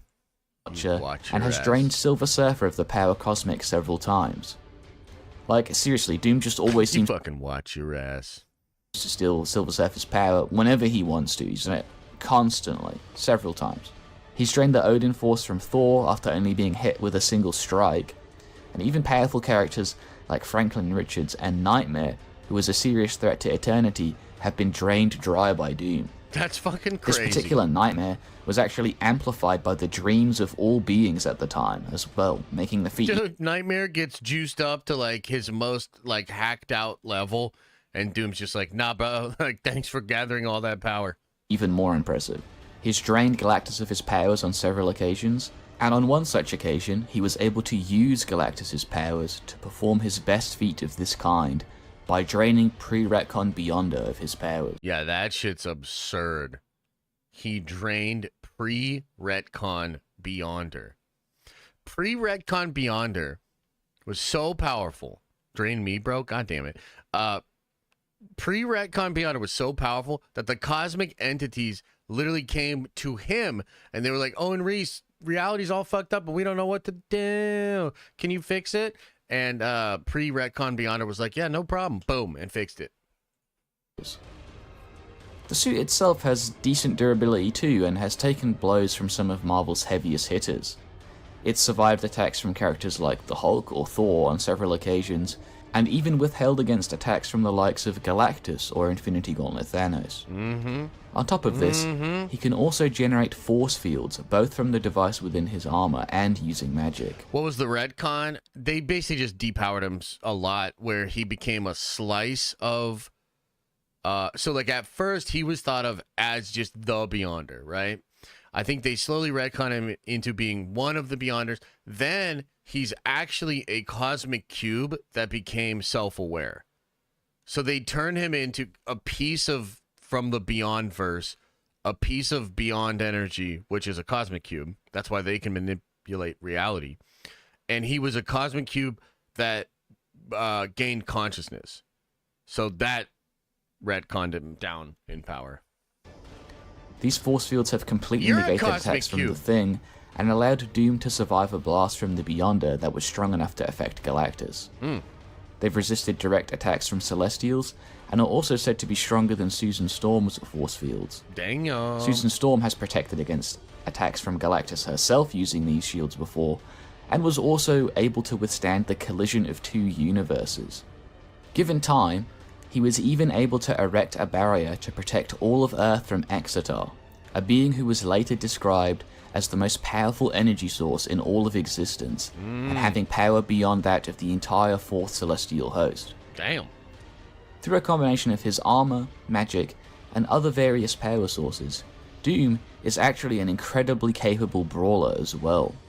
He's been able to incapacitate a Spirit of Vengeance in one hit. He even directly fought and defeated a clone of Hulk that was amped by the power cosmic in close combat, and has fought and defeated regular Hulk on several other occasions. Oh my god, dude. He's fucking brutalizing that Hulk. Oh my god. Well, even without his armor, he is a skilled and potent fighter.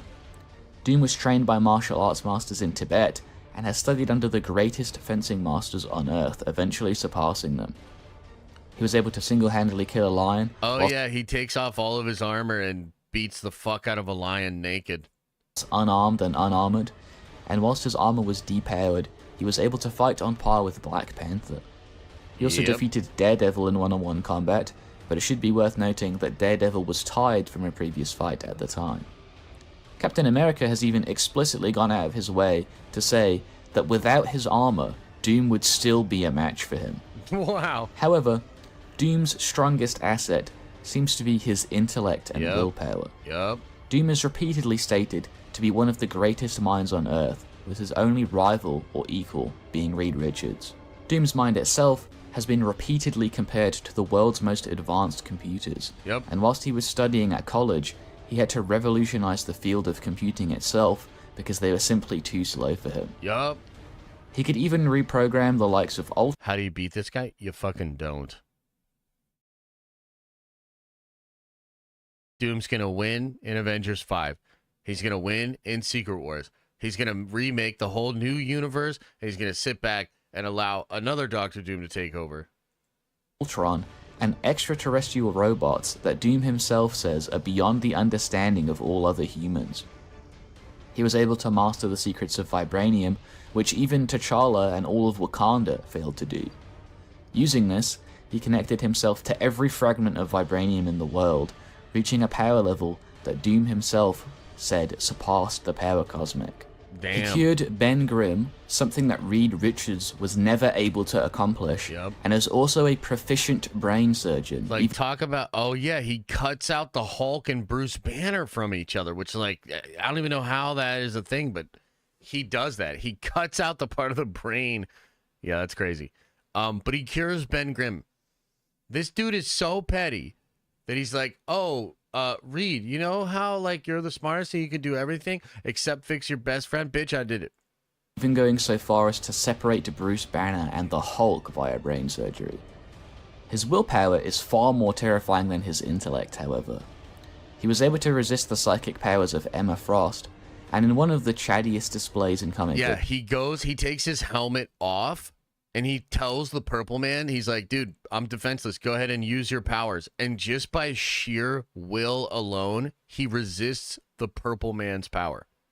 History, he took off the mask that was previously shielding him from psionic powers and asked the Purple Man to give it a go, with the Purple Man then stating that his willpower was impossible for anyone to achieve. He could resist the Soul Sword's Prometheum armor by sheer force of will, and even when Doom was directly being tortured in hell, he never once gave any sign of pain. The entire planet of Battleworld is also said to be held together by Doom's will. Yep. Another classic Doom willpower moment is during his conflict with the Marquis of Death. After having his blood turned to acid, his heart turned to stone, and being sent millions of years into the past, to be torn apart by megalodons, Doom still survived to get his revenge, purely due to the force of his own willpower and hatred. He spent the millions of years he had been given by the Marquis improving himself and learning the dark arts. Can you fucking believe that shit?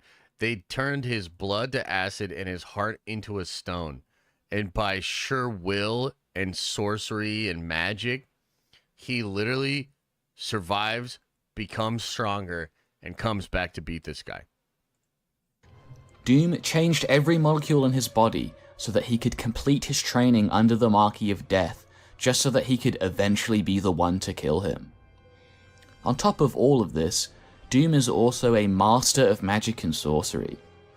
He has been repeatedly stated to be one of the greatest sorcerers in the world, and was a candidate for Sorcerer Supreme after Doctor Strange stepped down from the position. He's learned the dark arts directly from Morgan Le Fay, the Marquis of Death, and Doctor Strange, arguably surpassing Strange after only studying with him for a few months. He sent Morgan Le Fay to the year 1 million BC using his magic, and can weaken the barriers between dimensions to open up portals to other realms. He can summon demonic creatures from other realms and is capable of traversing the dreams of others using his magic. He is also able to interfere with the magic of others, like when he changed the destination of Dr. Voodoo, another sorcerer's teleportation spell, and was able to incapacitate the Sentry using a spirit reversal spell. That's bananas, dude. My man can just incapacitate the Sentry? Rossi says with a 10 spot, in the MCU, Ultron takes traits from Tony-like humor. In the comics, created by Pym, so he's colder. I prefer the comic version. I feel like MCU Tony Doom will be tolerable, but I'd still prefer the comic version. Yeah, nothing wrong with that, brother. Nothing wrong with that. He could even subvert the psionic powers of Onslaught Red Skull using his magic, and was able to undo the effects of the Penance Stare using some kind of spell as well. What? Even things like direct possession can be undone by Doom's magic. On another occasion, he also banished a demon and was able to steal the mystical powers of another practitioner of the dark arts known as Sarander. He of course has access to a number of Doctor Strange's spells as well, like the Crimson Bands of Cyttorak. However, his magical abilities were at their strongest after he made a deal with the Hazareth 3, granting him the magical ability he would have had he practiced magic his entire life instead of science. This granted him the skin armor and amplified all of his magical abilities. Whilst he had this power, his mere presence was repealing the laws of physics, and he was casually able to power null all of the Fantastic Four, sealing away their powers. Damn. He was able to drag Doctor Strange's astral soul back into his body, and could even cloak himself with his magic. Damn. He was able to forcibly teleport others against their will, and could transmute things such as... I'm feeling it. I would love to go get some Mexican food right now, bro. Turning fire into snow, or turning cars into monsters. Even something as severe as a broken neck healed in moments whilst he was in this powered up state. This exposure to magic and other paranormal events, combined with his own training, has allowed Doom to utilize psionic powers separate from his magic. Using these powers, he is capable of hypnotizing others and was even capable of controlling a creature as unconventional as the Kraken, calling it child's play. Damn. He also removed the powers of the Yeah, there's some good Mexican places up here. You'd be surprised. There's a lot of authentic Mexican up here, too. There's some really good stuff in Philly. There's actually a place close to me that's really, really good, authentic Mexican. And now I'm kind of feeling it. We got to wrap this stream up. Oh, we got a couple hours still. Fantastic Four in this fashion, and has access to something known as the ovoid mind transfer, which allows him to swap bodies with another person as long as he can look into their eyes. Another aspect to Doom's arsenal is his ability to create and prepare specific technology for his fights.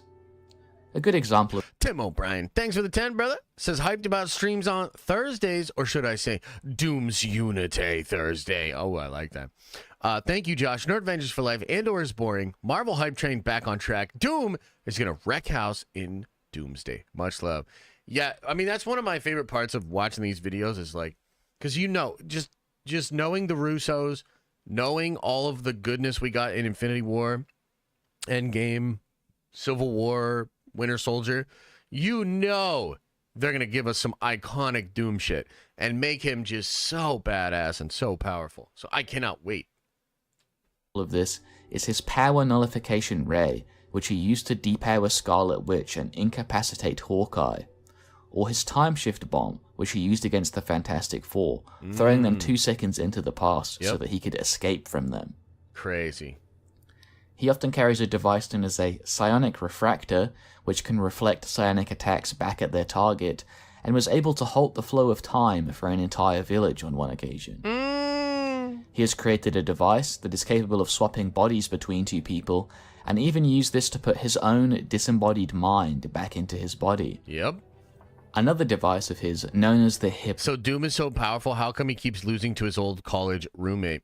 So part of the reason why is, like, Doom's biggest flaw, actually, is his jealousy of Reed. And it's such a deep flaw that it causes Victor, who's normally super level-headed and, like, pretty much always in charge, it causes him to, like, slip up and do things out of being petty instead of doing the right thing. You know what I mean? Even just strategically. So, yeah, his one big flaw is, like, ego, hubris, yes, but also just his insane jealousy of Reed. And I think it's partially because he views Reed as a version of himself, but with privilege and with, like, a soft, cushy life. I mean, they're both super smart. They're both really talented. They were literally equals in college. And Doom, because he views himself as this thing that comes out of horror and tragedy. But with that too, there's this side of him that's like jealous and longs for a peaceful life. And that's what he sees in Reed, which just fuels that jealousy even more. Nocticon can put anyone observing the rays under complete hypnosis, and he seems to have developed stealth technology for his aircraft that hides it from the sight of any eyes of man, real or mechanical. Ultron subatomic matter manipulation was created by Doom and added to his body, and is similar to the stand-alone disintegrator that Doom has used in the past. Doom also created a chainsaw capable of cutting through the Hulk, and had some kind of portable gravity device that could increase the effects of gravity dramatically, even pinning the Thing to the floor. Doom's vibration bomb threatened to wipe out patriotism the world over, destroying the personalities of everyone on Earth, and replacing it with complete loyalty to Doom. Oh shit. This wasn't his only insane mind hacks related invention though. He also created the Emotion Changer, which was essentially a form of mind hacks that persuaded villains to come and attack the Fantastic Four. Dang, the Emotion This seems Changer? to have worked on a universal scale, as Super Skrull was affected, and even Kang the Conqueror, he wiped out patriotism, who was in the future at the time, came to attack the Fantastic Four. His Doombots are another obvious and ubiquitous invention of his. They are physically stronger than Doom and have access to all of his intelligence and resources. Isn't that crazy? Each Doombot is... So a Doombot could literally just take over the world. It's basically Doom, but slightly inferior. entirely indistinguishable from the real Doom, even to those who can read minds, and Doom can unleash an entire army of them if he has to. Victor was also able to construct these robots to use an artificial version of the power cosmic, which he himself could not fully control otherwise. This artificial power cosmic was of course created by Doom, and with this power, these Doombots were shown to be able to fight on par with Silver Surfer himself. But by far, his greatest piece of technology is the Prime Mover. This device allows him to directly affect the story of a character or even reality itself as easily as one might move a piece on a chessboard. Doom uses this to directly interfere with the fate of beings and reality as a whole. Oh, and he made this miniature paralysis gun thing for some reason. As you should all be aware by now, Doom has been amplified by outside sources on a number of occasions. Cosmic Cube... Aw, shit, dude. Rebel Moon tomorrow. Is that what we're doing on stream? Watching Rebel Moon? Rebel Moon, director's cut. Now it's time to really see what he's cooking. Matt Campbell, thanks for the 5 gifted, man. Holy. Amped Doom was able to easily defeat Odin and stated that he could wipe out all of existence with a single thought, and a future Doom had the powers of Iron Fist, Starbrand, the Sorcerer Supreme, and the Spirit of Vengeance on top of his normal power. Oh my fucking god, can you believe? What if that's the Doom we see? I mean, he's got, oh god, oh shit. Omnipotence and despair. God damn. His most iconic state, however, is as God Doom, which was something that he was able to achieve on 2 different occasions. The original God Doom achieved this state by using the powers of Galactus to drain pre-retcon Beyonder. This elevated Doom above anything else in the verse at the time, and he used this... Is comic Doom smarter than comic Kang? Absolutely. ...power to awaken a similar level of strength in Molecule Man. The original pre-retcon Beyonder was at least millions of times stronger than everything else in the Marvel multiverse, and this Doom should be comparable in strength to him in some way. In a What If story, we also saw this Doom take on what appears to be the entire modern celestial host, whose war was capable of shattering the first firmament itself. Yep. The second God Doom was arguably weaker than the first. He essentially had the powers of the retconned race of Beyonders. Small groups of Beyonders were shown being able to take on the Celestials and abstract beings like the Living Tribunal. Yep. Considering Doom has the powers of every Beyonder, he should be significantly more powerful than the beings they were capable of defeating individually. Whilst in this state, he can casually one-shot Thanos and was able to take on Black Panther wielding the Infinity Gauntlet. In this last section of the video, I'm just going to go over some miscellaneous stuff that didn't seem to fit anywhere else. Firstly, is Doom's understanding and ability to see into the microverse. He was somehow able to detect and catch Captain America's shield as it left the microverse. What? Loki is also scared that Doom's prowess in science and magic might give him the ability to clone the Asgardian. Also, Doom does not beg.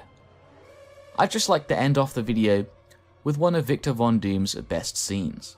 Namor at the time was attempting to combat the incursions, events that were threatening the entire universe, and after going to others like the Fantastic Four and failing, he came to Doom. Doom told him no, telling him that he had dragged the stinking carcass of his failure to his door, and that Doom is no man's second choice. And that is why I postponed the presents video for this, because Doom never comes second. Yep. Lol. Thank you all for watching.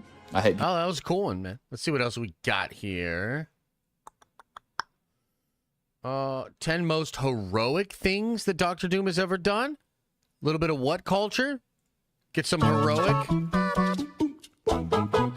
Hello Hello all of you beautiful people, Jules here for WhatCulture.com, and you know what, in the Marvel Universe, few villains stand as tall as the one and only Victor Von Doom. Arch enemy of Reed Richards and one of the most all-around dangerous men to ever walk the world, We need crafted Dr. by the Goon? House Let's of watch a Ideas. Goon after But what this. makes him such an enduring figure is how much he flip-flops between doing the right thing and the very, very wrong thing. I mean, sure, his motivation is always the same, secure more power for himself personally, but nevertheless, he still managed to help a lot of people, whether he intended to or not. As I'm Jules, this is WhatCulture.com, and these are the 10 most heroic things that Dr. Doom has ever done. Number 10, he fought his future self. Iron Man number 250. People think that Iron Man is all about business rivals trying to take down Tony Stark through giant robots or something. But you know what? Back in the Silver Age, he was just as freaking weird as the rest of them. Case in point, he had a story that he and Dr. Doom got sent to the future Camelot by Merlin to fight an even more evil version of Doom from their future. Say that again. As the rest of them. Case in point, he had a story that he and Dr. Doom got sent to the future Camelot by Merlin to fight an even more evil version of Doom from their future. Now, Victor That sounds incredible. Maybe that's what they're doing. Von Doom is a pretty evil guy. Just ask Mark Waid whenever you've got 4.5 hours to spare. But you know what? He still has a code of honor as well as a huge ego. So when he sees this future version of himself being a more... Yo, is there a video of Mark Waid talking about Dr. Doom? Because that could be juicy, dude.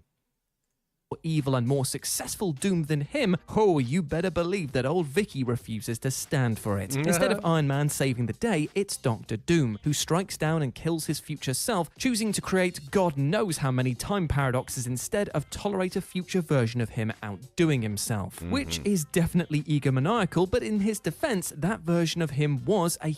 What will I say if RDJ doesn't use magic? I will say that's not Dr. Doom. I will say that's the worst thing Marvel's ever done. It's worse than Gaia. It's worse than anything in Secret Invasion. It's worse than Quantum Mania. It's worse than Ralph Boner. It's worse than friggin' stupid Celtic Ancient One. It's worse than anything they've ever done, and I'll be so fucking mad. Huge dick, so taking him out definitely should count for something.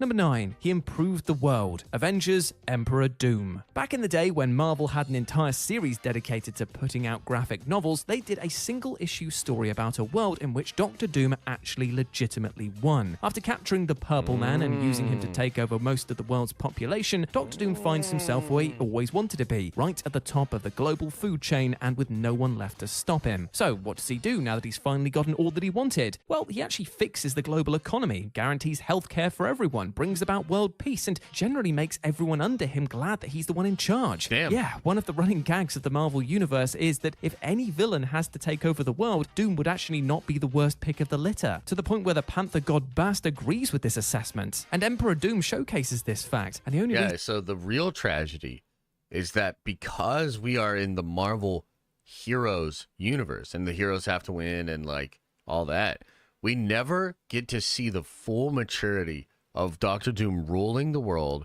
and actually ruling the universe, other than like here and there, right? Now Marvel Comics is about to do this next year. Doom's going to take over the world again, and maybe finally the heroes will just let it happen. You know what I mean? Like, heroes, what are you doing? The world under you guys, it absolutely sucks. The world under Dr. Doom, it would be awesome. Vote Doom.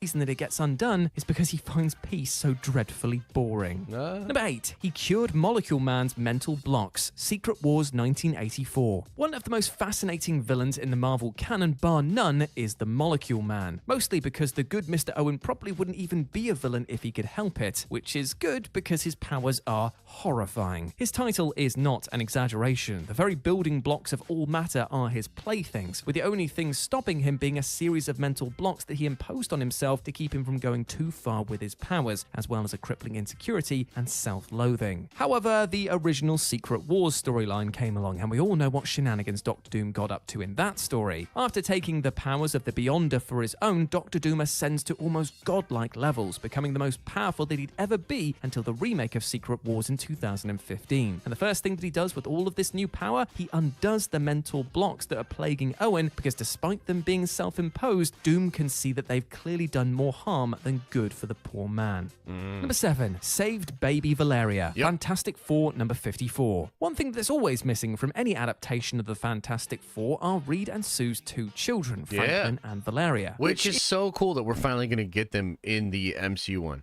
100%. It's definitely weird seeing as how Franklin in particular has been a thing since the 1980s, but Valeria is much more of an interesting case because we owe her existence to actually Doctor Doom. And not like that before you start thinking that, you gross weirdos. You see, after a bunch of shenanigans that we do not have the time to get into today, Sue ended up getting pregnant with her second child. Unfortunately, in true storytelling fashion, the moment the child decides to pop out, Reed is held up by cosmic shenanigans, so they need another doctor to go to. So Johnny goes and gets Doctor Doom. Not Doctor Strange, who is an actual medical doctor and also not an insane supervillain, but Doctor Bloody Doom. I mean, if you want it Thankfully, done the birth right. actually goes well, with Valeria being born with no complications this time around. Doom does exact a price for his services, however, but it's just to name the child, Valeria. Number 6, he protected his homeland from the zombie apocalypse. Marvel Zombies. Marvel Zombies is where happy fun times go to die, because it's the mid-2000s and everything must be edgy. Turn Following the this mic logic, up. it What are you stands to talking reason about? that the trope of the safe haven from the my zombie mic is horde would have loud. You had a guys are darker twist crazy. to it. And that twist, of course, is that finding this safe Are haven... you guys saying my mic is not loud enough? I turned it up a little bit. But I'm telling you, it's fine. means that you have to live under the rule of Doctor Doom. Now, granted, he isn't the worst leader on the planet, The mic is especially quite when the low. alternative is having your face literally Isn't eaten, that a but little he bit definitely better? has some pretty horrible rules. For example, if you're a young woman and you want to stay Oh there, my he has some, let's just say, God. requirements for you, which is what keeps this entry from getting any higher on the list. But the fact that he used his magic and technology to save as many people as he could when it would have probably been way easier for him to hop on a spaceship and just run for it definitely says a lot. Number 5, saved his mother from hell. Yep. Doctor Strange and Doctor Doom. Triumph great story. And torment. Triumph and The one torment. driving factor in Victor Von Doom's life has been the liberation of his Romani mother from the clutches of hell. Oh, to the it's point on where your when he head. just barely comes Is in the mic second loud place in the enough now? competition for the title of Sorcerer Supreme No, and offered no, whatever his no. heart desires as a consolation, instead of taking the chance to finally rule the universe or anything like that, he asks for a single shot at saving his mother. With Doctor Strange tagging along for the ride, the two break into hell and manage to find and rescue Doom's mother. However, the method by which they accomplished this is a bit unorthodox, because it looks for a minute like Doctor Doom's self-destructive tendencies are actually going to screw him out of saving her when he betrays Strange in exchange for her, and his mother disowns him in response, choosing to go back to her torture and damnation and be free at the cost of another's entrapment. However, it turns out that by doing so, she had proven the purity of her soul, allowing heaven to swoop in and save her. And the most painful part about all of this, well, it's heavily implied that Doom did all of that knowing that's exactly how it would play out, willingly giving up the love of his mother in order to save her. Number 4, liberated Latveria. Books of Doom. Yeah. One of the most defining features of Doctor Doom is the fact that he is the ruler of his own nation, which means that the FF just can't knock down his door. All I'm hearing is that Doctor Doom could be the God Emperor of mankind. Dude, I mean, like I said, I've been working on a video essay, and the title of it is literally Doctor Doom, the Flawed God Emperor. And I talk about the other God Emperors, I talk about Doom, and I talk about, why he's a flawed version of a God Emperor. But, yeah. And kick his butt. Nope, they have to play by the rules. But of course, this begs the question of how he came to be the ruler of Latveria in the first place, seeing as how his origin story puts him at the very bottom of the small country's social totem pole. Well, the long and short of it was that the people of Latveria didn't exactly have a ton in the way of options. Latveria at the time was under very different but much harsher totalitarian rule. So when Doom rolled up and promised that he would just be a little bit nicer to the citizens, they gave him their weapons and tools to overthrow their oppressive regime and install him as their new ruler. Now, granted, how Doom actually operates as a ruler depends on which writer that you actually consult, but generally speaking, the people of Latveria consider themselves to be way better off under his heel. Universal healthcare and a stable economy buys a lot of loyalty, after all. Number 3, tries to take over the world. Doom 2099. Now, hear me out. I swear this one is genuine. I love Doom 2099, bro. He's so fucking metal. He's got all the spikes on his shit. I like the blue. Generally speaking, Doctor Doom taking over the world is something that you don't want to happen because, I mean, look at that name. But if the alternative is living under Alchemax or Tiger Wild or any of the other mega corporations that rule the world of Marvel 2099, maybe bowing down to Doom isn't that bad of an idea. When Doctor Doom is teleported to the future, he finds himself staring down at a Latveria ruled by the evil executive Tiger Wild. Deciding that this simply cannot stand, he and a group of rebels team up to take Wild down. And of course, because this is Doom we're talking about here, he decides that he can't just stop at Latveria. Corporations like Wild cannot be allowed to exist in Doom's world, so he sets his sights on taking over the entire planet. Considering what we see companies like Alchemax get up to, it's hard to argue with Doom when he puts them in his arms. The beginning of this run was handled by Warren Ellis. Oh, it's so good, dude. Oh, I want to read it again right now. His crosshairs. If only we had someone like him to deal with Amazon on the same level. Appreciate you, brother. Pay your bloody taxes. Number 2, becoming infamous Iron Man. So at some point, even someone as egomaniacal as Doom would have to look at how he's been living his life and decide that he's clearly been doing things wrong. Eventually, he realizes that trying to take over the world has brought him nothing but grief and further loneliness. So maybe, just so that he can say he gave it the old college try, he... Any chance of MF Doom songs being in the soundtrack?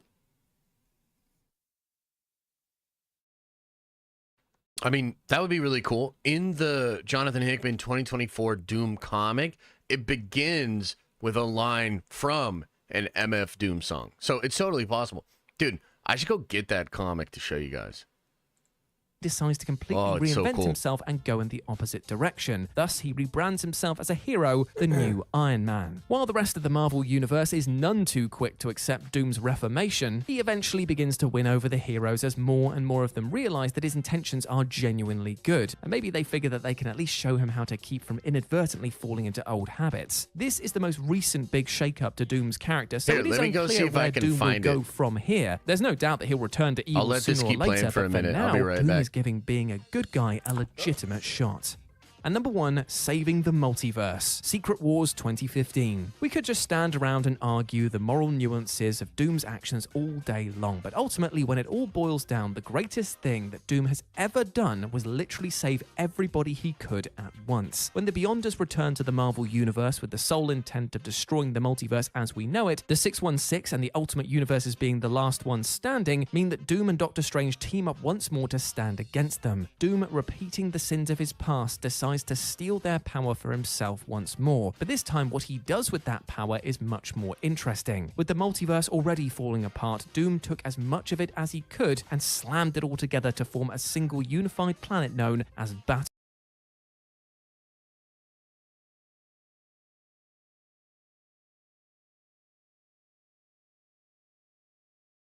It's a pretty rare find right now, guys.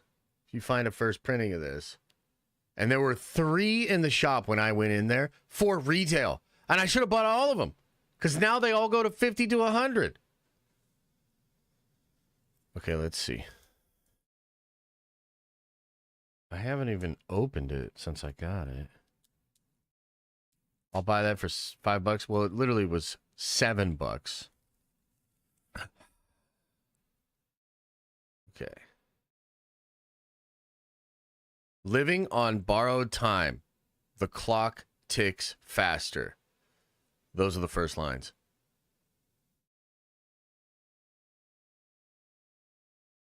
And that's from an MF Doom song.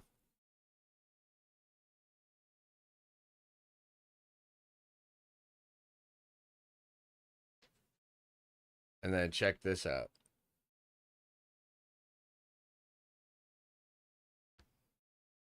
Whew. Okay, put it back in the bag. Put it back in the bag.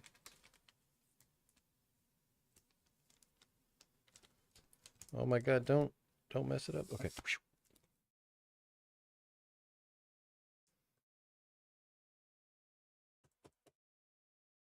And this book right here is not just going to be important because of Doom. I think it's going to be important because of Galactus. I think this comic might end up being real valuable. world. Sure, it was far from ideal and definitely not sustainable, but hey, what else could he do in that situation? I mean, sure, Reed came along and eventually put everything right, but if it wasn't for Doom, they wouldn't have even gotten that far. So let's not forget that. And there we go, my friends. Those were the 10 most heroic things that Dr. Doom has ever done. I hope that you enjoyed that, and please let me know what you thought about it down in the comments section below. If you want to chat to me further, you can do so over on Twitter at RetroJ with a 0. Okay, so there was...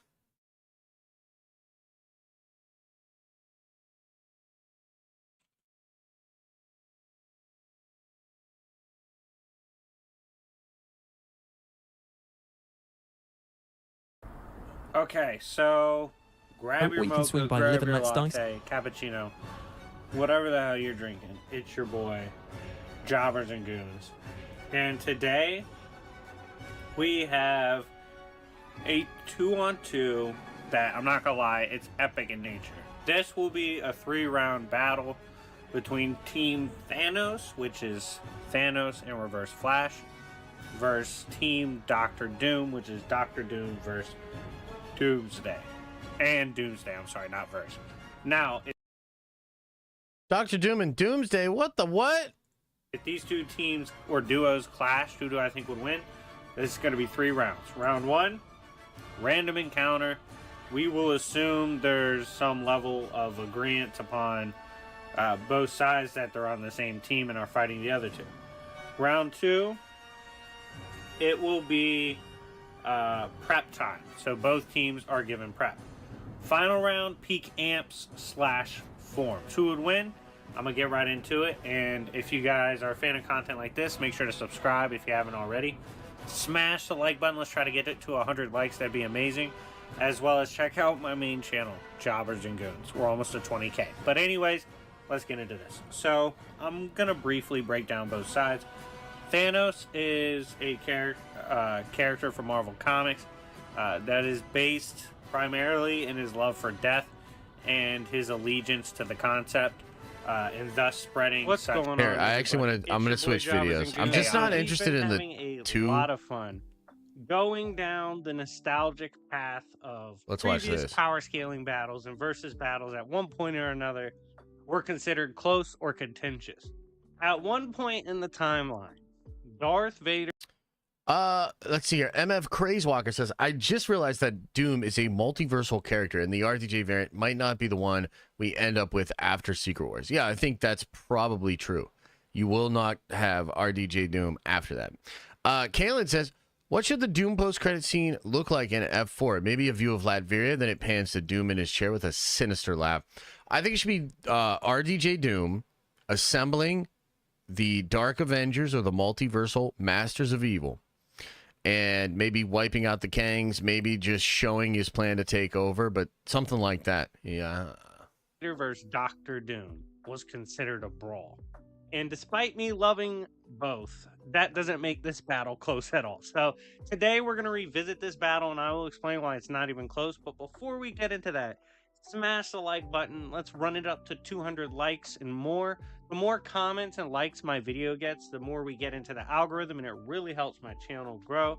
We're on the road to 30K, and it'd be amazing if you joined us on that journey. Oh, hell yeah, dude. You know what? It's just going to be nice, man. Let's just take it in. Dr. Doom would shit all over Darth Vader. Oh, it feels so right. Sorry, Star Wars fans. Another L for you. If not every other day, so definitely join Goon Nation. Now, getting back to this, I also have my Discord. We do games, prizes, I can still hear it. Don't worry. More.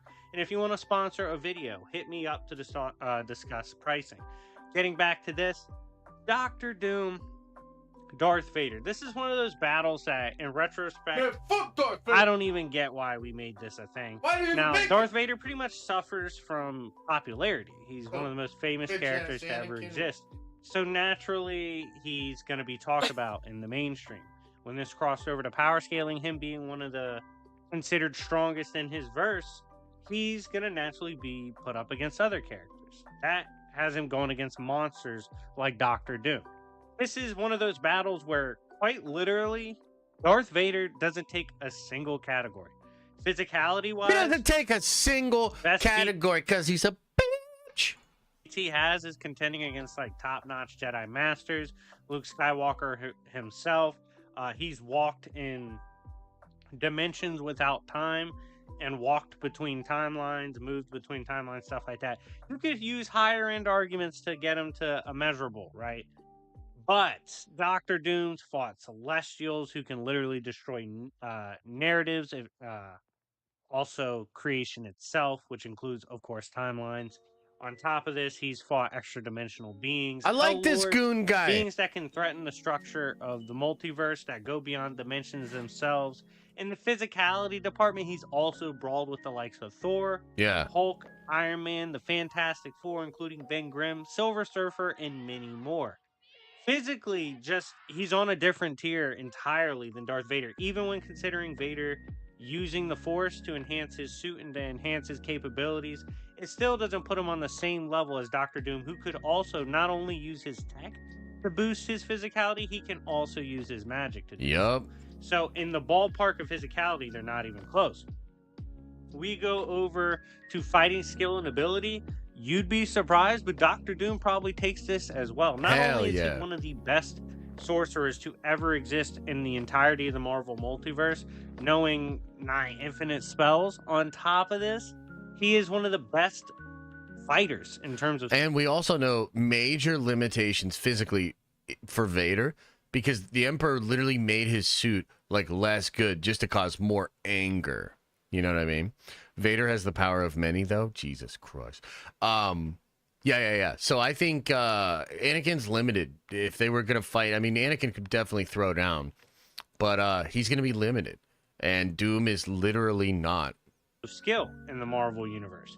He has perfectly emulated the likes of Daredevil, dressing up as him, even moving just like him. He's also beat the likes of Taskmaster in combat while his suit was depowered.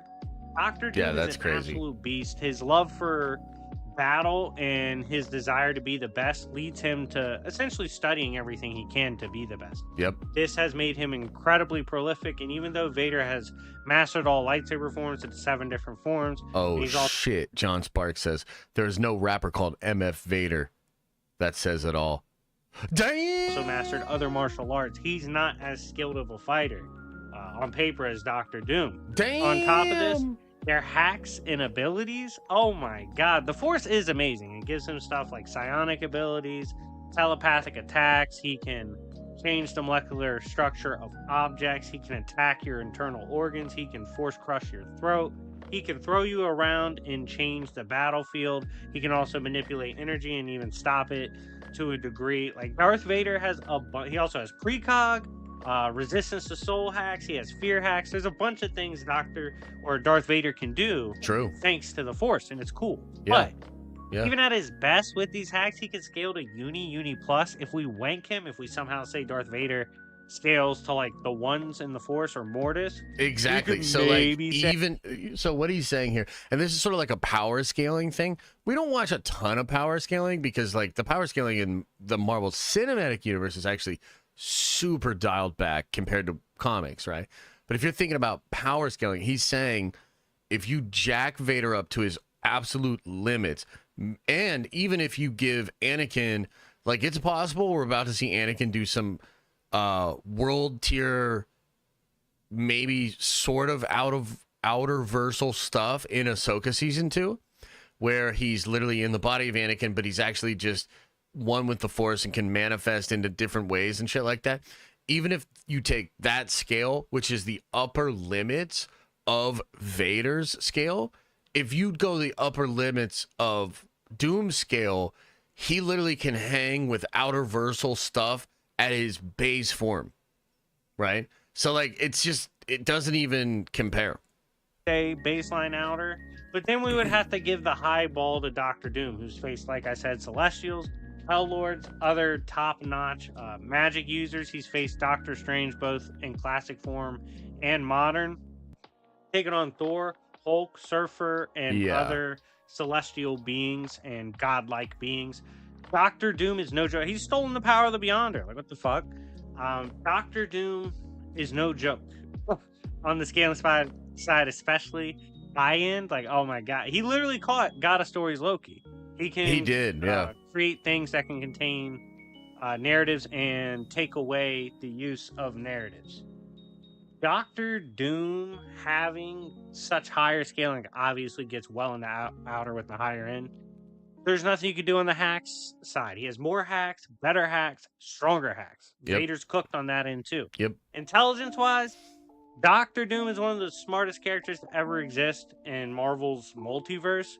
I mean, comparing Darth Vader, who is well studied, he's studied.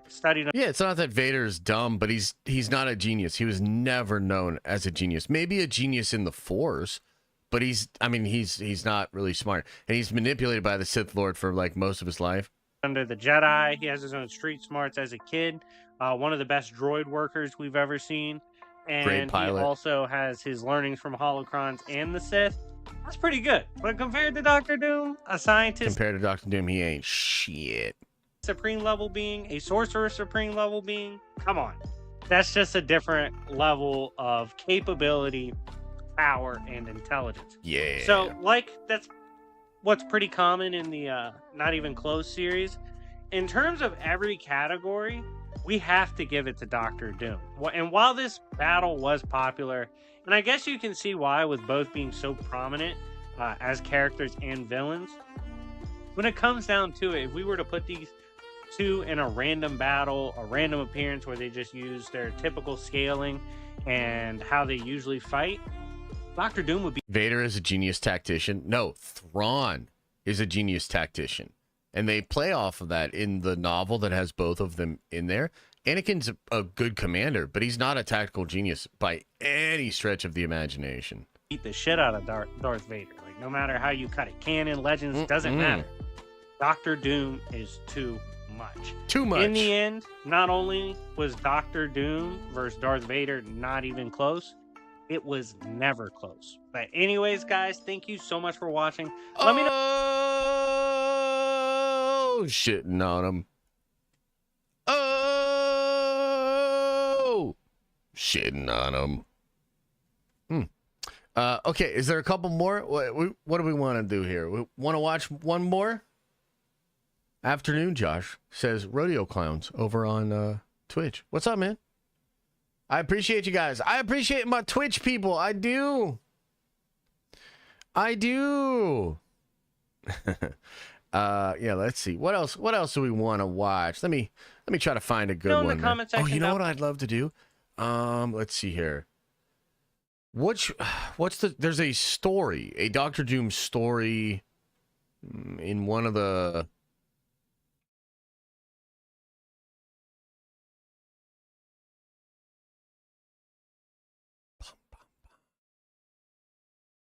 dun dun dun. Here we go. Check this out. This is what I want to watch this.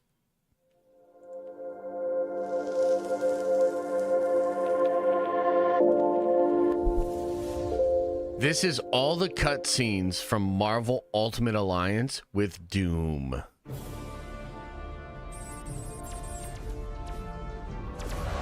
What the hell is going on?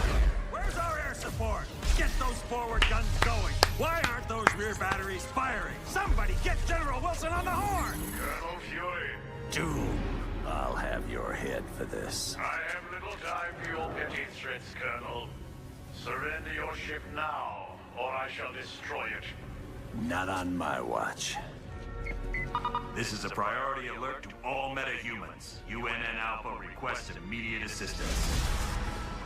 Thor, take care of those gunships. Spider-Man, draw them towards the stern. Sure thing. I just love being the target. Hey, you don't say that, Justin. Wolverine, you do it, Boy Scout. I don't take orders from you. Oh, shit.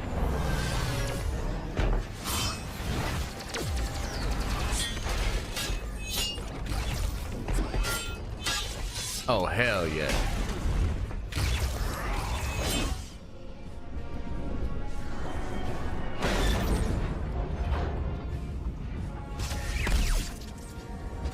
Soulless machine?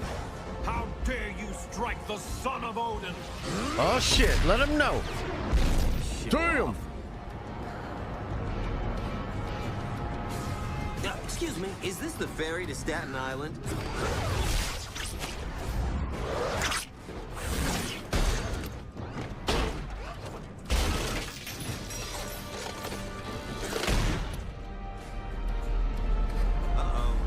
Ruh-roh.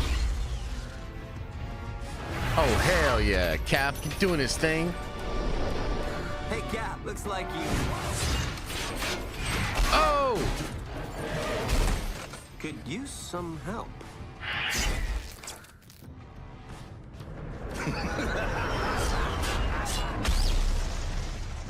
That dude scares me. Ooh, 115, Cool Bear? That feels good. That feels like a good price.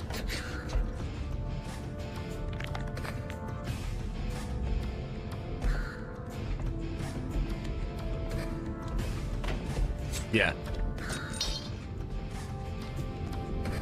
What are you girls looking at? Hey, shut your mouth, Dave! Loki, are you certain your ploy in Atlantis worked? My good doctor, how could you doubt the god of mischief? My performance as Mandarin was flawless. Rest assured, the heroes will travel to the Valley of Spirits.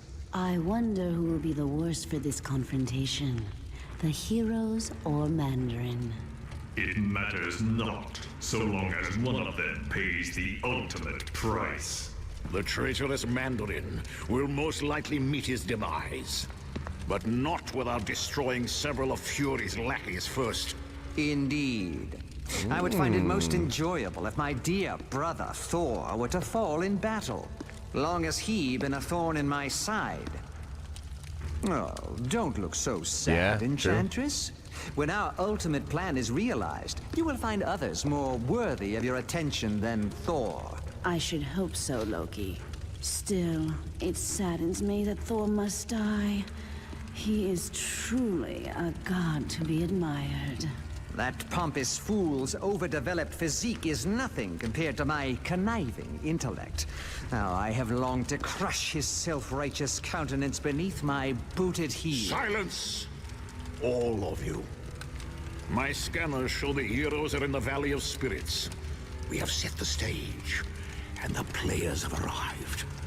Now, let us watch and see who will survive this tale of deception. Ooh. Yeah, Loki's super zesty and jealous. Now!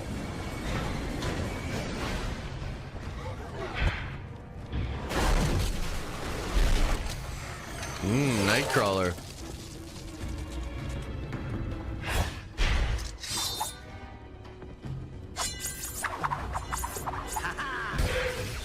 Oh, sweet.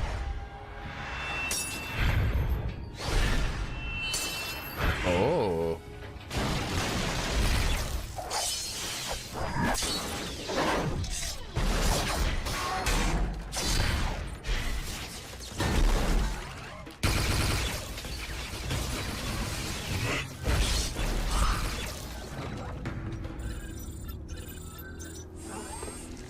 And God, mein Freund. Oh, shit. Oh, shit. Get him to the lab immediately. Baron Mordo, I trust all is in order. Our guests will be arriving soon, and I would hate to be ill-prepared. You can rest assured. I have taken... Does Doom just have a thing for all of the villains that dress in green? Because, like, damn, dude, he's got all the green villains. all the necessary steps. Ha! An infant could have cast better spells. The heroes have detected your magic and suspect something is afoot. They cannot possibly know the true meaning of the enchantments. I'd stake my life on it. Be careful what you wager. Loki, leave Yeah, it with Vulture Baron comes alone. out, too. What Yeah. doesn't matter if the heroes suspect? They will still Green be Goblin, hell ensnared yeah. by the trap. For his sake, they'd best be. I'm taking a grave risk being associated with the masters of evil. Make no mistake, my friend. We all stand to lose much if we fail. No, that's the Enchantress. Which is why I'm certain Baron Mordo will achieve success. But I would warn you, Baron, my faith only goes so far. Failure will not be tolerated, and the penalty will be most unpleasant. What of the mutant amplifier we stole from the Omega base? Does it work? Yes, even better than I dare hope. But time is now a factor in our plans. Why is that? The mutant amplifier is quite destructive. If we do not move swiftly, the X-Man we kidnapped will die. You surprise me, Dr. Doom.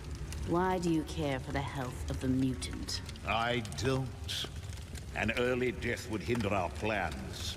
But make no mistake, death for the X-Man is inevitable. Oh, shit. Ho, brave warriors God damn, of Justin. Asgard. You don't say that. I have come to pay my respects to Odin. Loki. And of course, I brought presents. Behold, my tribute to the All-Father. The day of reckoning has arrived!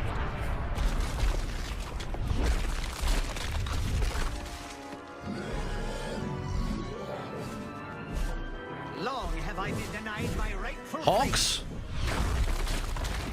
But now, I have the power to take it! Oh, damn.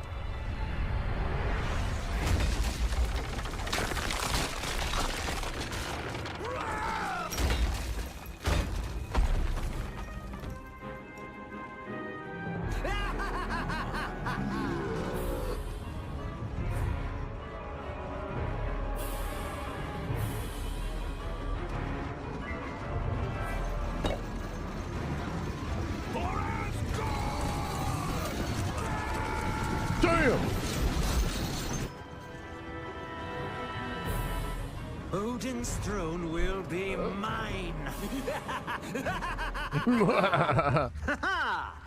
It was more wondrous than my wildest of dreams. How I wish I could forever relive the fall of Asgard. It was so amusing to watch the oafish knaves as they fought in defense of their beloved city. But one by one, they realized that all was lost. Heimdall, Tyr, and even the mighty Balder have tasted the bitter dregs of defeat. Ooh. Now I, Loki, am the true lord and master of Asgard. And all those who had dared to mock me are in chains, beaten, and hopeless. Need I remind you, Loki, that your brother Thor still remains free? Your fascination with the god of thunder grows tiresome, Enchantress. But has he not proven himself your better time and time again? Careful. That beauteous face will gain you only so much of my mercy. But she does bring a valid point to light. Thor will likely attempt to liberate the fallen warriors. Think you that I would not be prepared? Traps aplenty wait for those who would dare to free my prisoners. Traps that even they cannot overcome. You underestimate me, Doom. After all, am I not the god of mischief? My brother and his friends will most assuredly enter Asgard. But trust me when I say they will never leave. The final phase of our plan is about to commence. The attack on the Omega base. I hope Doom gets his hands dirty in this game, doesn't he? With Mephisto have all led up to this moment. I would remind you that failure is not an option. Oh, shit. You worry too much, my good doctor. We are more than prepared to achieve our ultimate goal. And you worry too little. Oh, shit. How often have we all had victory firmly in our grasp, only to have it snatched away by the heroes? I mean, he's right. You do realize, Baron Mordo, that the price of failure will be the wrath of Odin. Are you prepared for that? No. No, I don't suppose I am. None of us are. It would be a fate worse than death. And that is why we must be absolutely certain we are willing to do what must be done for success. Fear not, Dr. Doom. I am prepared for whatever challenges we meet. As am I. Just knowing the rewards that await makes it all worthwhile. Of that, you have no fear, Ultron. I feel like the Ultron model here could have used a little. Everyone will get what's coming to them. Much has transpired since you were last on Earth. Mankind. Yeah, this is Marvel Ultimate Alliance, and I believe this scene right here is about to be the dopest one. Did its best to defend itself against Doom. But even their greatest weapons were as nothing before Doom's power. Damn!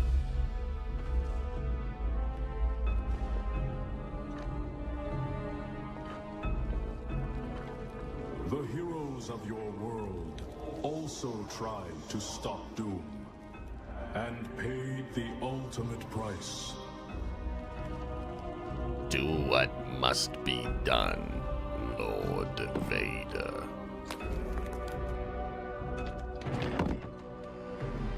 Damn, Colossus with one arm. Oh shit, how's he gonna do him?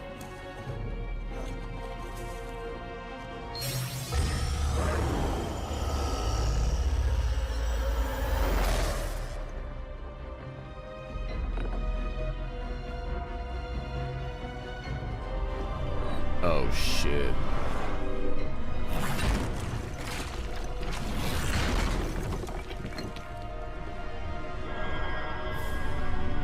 Doom found he could also use his powers to corrupt. Oh shit.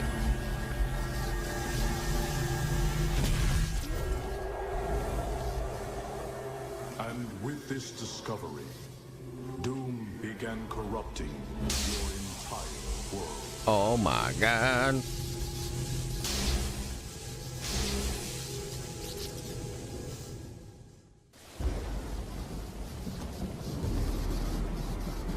Fools. You've accomplished nothing. Doom! Odin, you can't be free.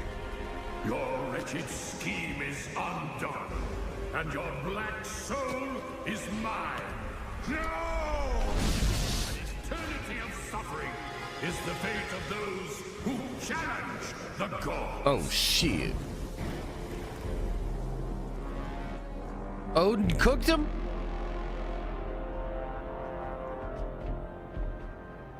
You gotta thank your old man for me, Thor. Mm-hmm. Odin did one hell of a job reversing the damage Doom did to Earth. Aye, but I believe he is presently occupied with Doom and my brother Loki. Let's hope he's teaching them new kinds of pain. The world owes you a debt of gratitude it can never repay.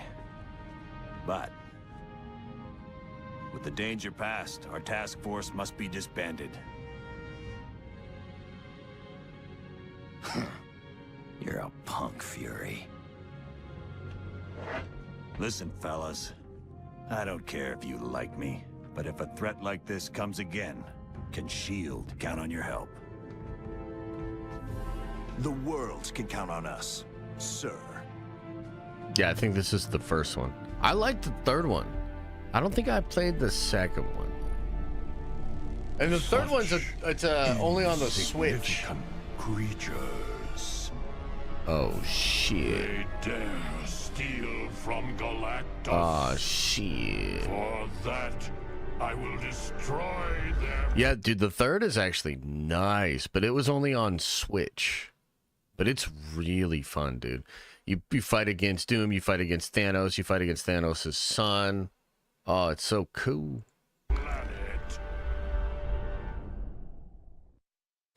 Chillin'.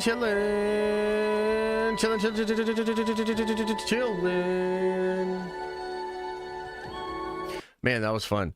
Well, let's kick it for a little bit. Just hang out in the chat, and then we'll call it there, guys. Pretty nice little Thursday stream. Our first Thursday stream.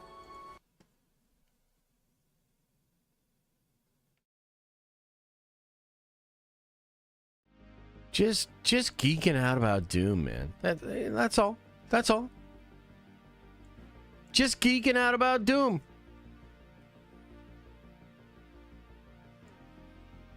That's all. Picking up any hot toys soon? I've been looking at a few. Yeah. We'll see. I'm trying to save money. Did I watch the Majors interview? Yeah, I watched it. Has any variant been a different character? I don't think so. So if anything, he's a Victor variant that looks like Stark. Yeah. We talked a lot about it. There's all kinds of ways they could do it. All kinds of ways they could do it. But I think they're going to play off of the fact that he either is Stark or he looks exactly like Stark. Also, did you guys see this?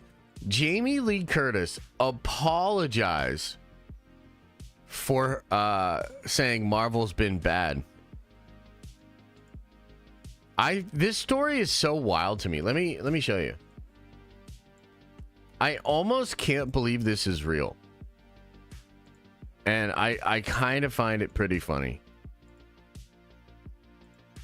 Look at this. Jamie Lee Curtis says bashing Marvel was stupid and I will do better. I've reached out to Kevin Feige and will no longer play in that mud-slinging sandbox. I mean, can you the fucking power of Kevin Feige right now? And everybody thought he was like slipping and there was like this big effort to kind of like discredit the guy. He literally like pulls up on Comic-Con, makes the hottest movie in a while, and all of a sudden White Suge Knight is back, dude. She was just joking. Yeah, and they still made her get on her knees.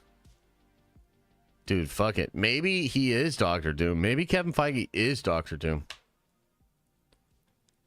Yeah, no, seriously. This is a crazy fucking story. Like, this is so weird to me.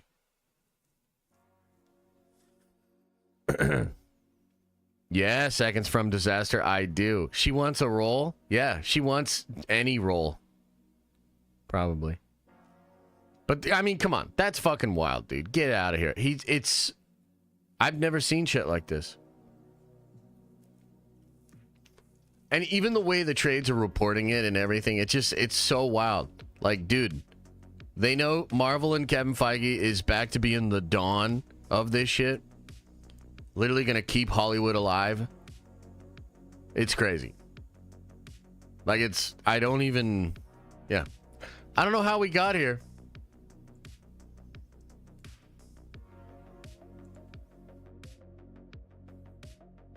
Respect. Yeah. Leaked Hot D finale? I haven't seen it. I haven't looked at any of the stuff for it. I'm gonna wait. I'm gonna wait till Sunday, man.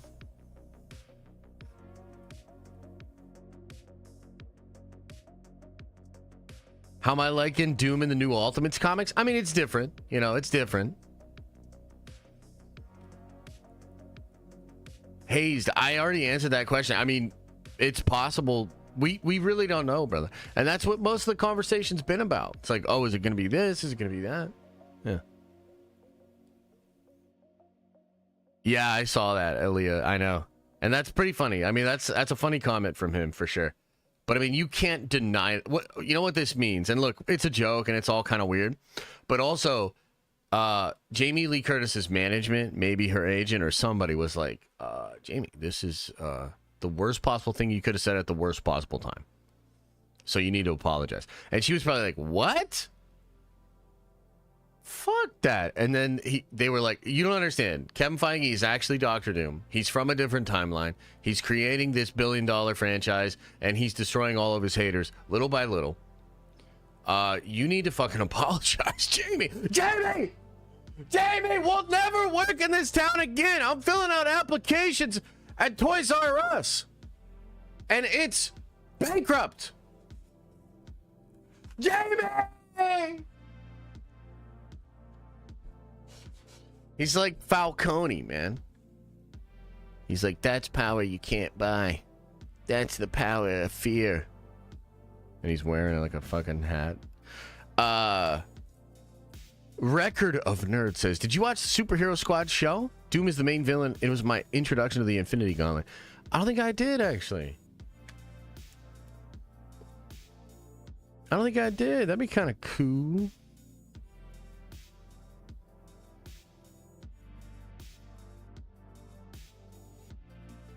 Yep.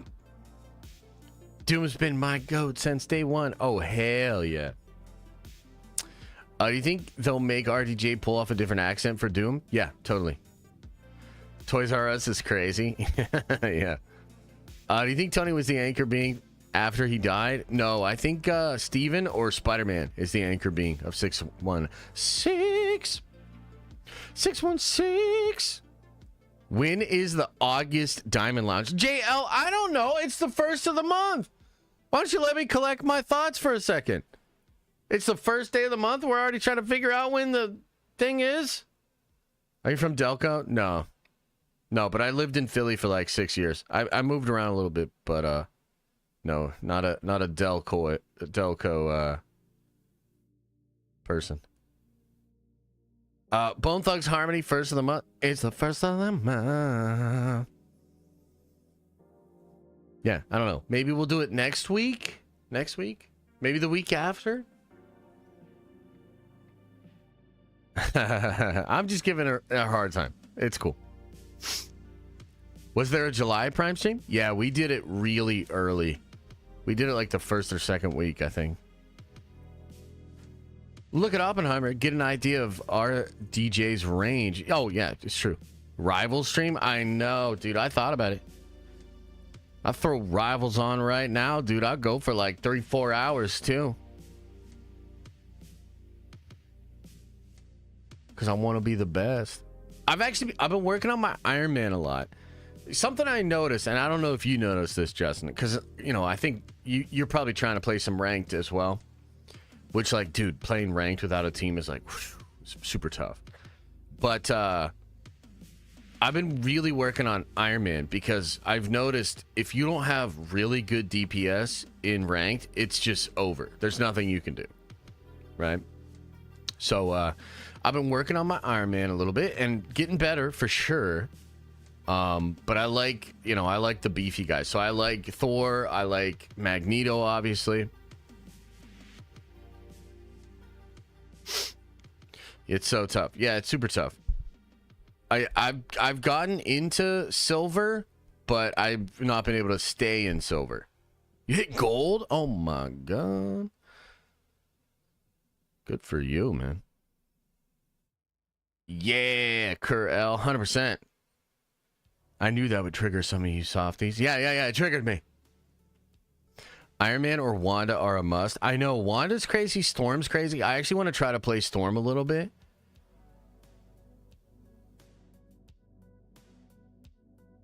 Yeah.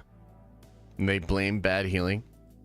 Yeah, no, like it's usually your DPS. If you're getting absolutely fucking crushed, it's usually your DPS.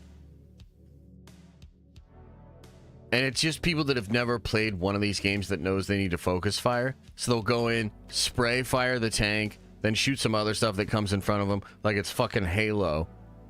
And it's like, no, bro, like you need to pick a target, get a pick. Pick something on the back line or focus on the tank that's a little bit too far and crush the tank, you know? Doom kill / beat King Thanos in a post-credit scene. I mean, that would be sick. I want to see him beat up the Kangs, to be honest. Doomsday, over under 3 hours. I think it's going to be close to 3 hours. Talking about Rivals? Yeah. Yeah. I got a video in the tank right now that's going over some crazy Fantastic Four leaks, rumors, and speculation. So I'm going to have to work on that a little bit. I also wanted to go to the gym. But at some point I am going to play some Rivals today. I'm trying to get to level 30 on the pass so I can get Venom, that Venom skin. Which, like, ironically, I've only played Venom like once. Like, everybody wants to be Venom. Throw on Rivals. Oh, I totally would, man. I totally would. But I gotta go get a few things done. When's the F4 video dropping? Probably in the next couple of hours. Probably. Oh, Adam sent me a link to an Etsy post here. Oh, wow. Dude, this looks good. Yeah, okay. I'm gonna get one of these. That looks a lot like the one RDJ was wearing, too. Damn. What if it had a review from Robert Downey Jr. on it? That'd be so funny. Yeah, that'd be chill. That'd be chill. Hello again, everyone. What's up, babe? We're winding down here. We're gonna call it in a second. Video about Monica and Deb. Yeah, absolutely, Aaliyah. Just for you. I'll do it. And also because I find it really interesting too. So, thoughts on Doc, Josh? Come on, brother. I don't really have a lot of thoughts on it. I mean, I don't want to, completely condemn and destroy Doc. I mean, I'll be real. It feels a little weird for me. I was a huge Dr. Disrespect fan. I feel differently about him. That's just what it is. If you don't, whatever. I do. Maybe some clarity would come, from him and his comeback or whatever. But I mean, if yesterday or his post is a taste of his new angle, just not my cup of tea. Not necessarily for me. Yo, Josh, I FF end in the 616. Won't they cause an incursion? And isn't Monica currently causing an incursion too? Yeah, I mean, I guess that's a question for sure. How did incursions become less important than anchor beings? That's what I don't get, But yes, I do think incursions, or just the general collapse of the multiverse, is absolutely still a big factor. It's going to drive plot, 100%. 100%. Oh, hell yeah. Oh, hell yeah. See new influencer. They get popular, they get canceled, repeat. Yeah, I mean, look, the content thing is weird, and having a platform and being public is weird. And sometimes we handle it well, sometimes we don't. I've been burnt out before. I've had situations where, like, I'm a little off the rails. I feel like I'm chilling right now, though. I feel good about everything. But yeah, it comes and goes. I think also if you have a level of success, and the more successful you become, the more this is a thing. People do want to take you down. So if you're successful or popular, there's always going to be a group of people that just wants to, take you down or whatever. So, yeah. My favorite Josh is Off the Rails Josh. I mean, Off the Rails Josh can be very entertaining, but can also be, a bit problematic, as some people would say. Denim Nerds has said problematic things. Oh, shit. My bad. Fuck. Sorry.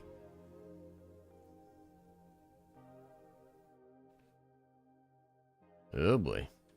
Like, kind of like what's going on with Mr. Beast right now. Like, is there stuff that Mr. Beast was doing that's probably, like, a little shady or whatever? Yeah. But it also feels fueled by this, like, we must see him fall.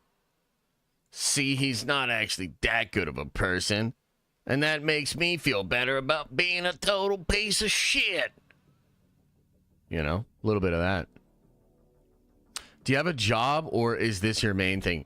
Literally right after this, I'm going to go down to the Burger King. Start picking up extra shifts because, times is hard out there, and, you guys don't give me enough super chats, so.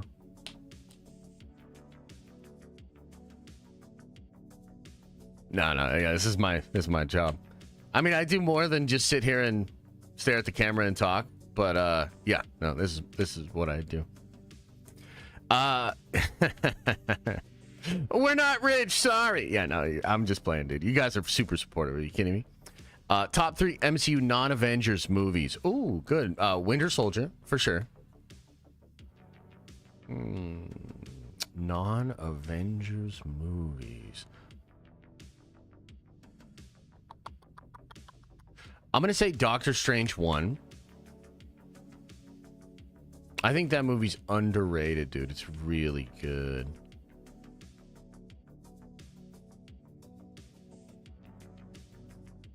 Spider-Man No Way Home, maybe? That's kind of like an event film too, but yeah. Iron Man's up there. I mean, Iron Man is really rewatchable. I've been feeling Guardians one. It's a good pick, dude. You forgot the Marvels? I wish I forgot the Marvels. Behruz, man, says, I appreciate you, man. 10 spots. Says, hey, bud, long time, few times. Don't watch live, but recently got a dream job moving to the States. Will be seeing me in the tower soon, hopefully, but I subbed through Prime last week. By the way, the outer layer. Oh, that's you over on Twitch? Awesome, man. Well, dude, congratulations, man. Appreciate the support. Glad you got a dream job. That's awesome. I got a dream job. My dream job is I get to just come out here and talk about nerdy shit all the time. And, like, you know, look, there's some downsides where I got to put up with some people. But, yeah, it's mostly really cool. I'm happy for you, man. I trained many a youngling. Burger King and other restaurants drive thoughts before driving through. Got automated. Wait, what? Interesting. Burger King is the dream? Dude, I'm kind of... Josh is so dreamy right now. I don't know what that means, but thank you. Man, I kind of want to get some Burger King now. I'm going to be real with you guys. You know? I'm gonna get the onion rings. Your son, right? I mean, I do have a son. Yeah. What if I... Oh, dude, you know what's great? The rodeo cheeseburger, bro. Which most... I got you a Jimmy John sandwich. Thank you. And I will eat it. Maybe I'll get Burger King later. Dude, I love the rodeo cheeseburger. Most Burger Kings will still make the rodeo cheeseburger. Just ask for it. Yeah. And I think, correct me if I'm wrong, but was the rodeo cheeseburger, did they invent that for that one movie called Small Soldiers? What is it? It's basically just a cheeseburger with onion rings on it and barbecue sauce. It's good. Bro, I just got back from BK with a rodeo cheeseburger. Let's go. They got rodeo cheeseburger still on the menu? Hell yeah.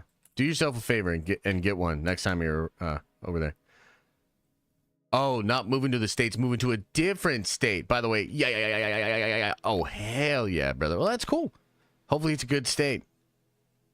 Seconds from Disaster says, I've been watching since 2018. So many leaks you report are spot on.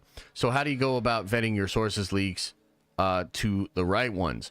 It's just pattern recognition. Like, you know, some new person comes out, they start talking about stuff. If other reliable people start talking about it, you're like, okay, and you pay attention to that. If people get stuff wrong, you're like, okay, and you just pay attention to that. It's just pattern recognition.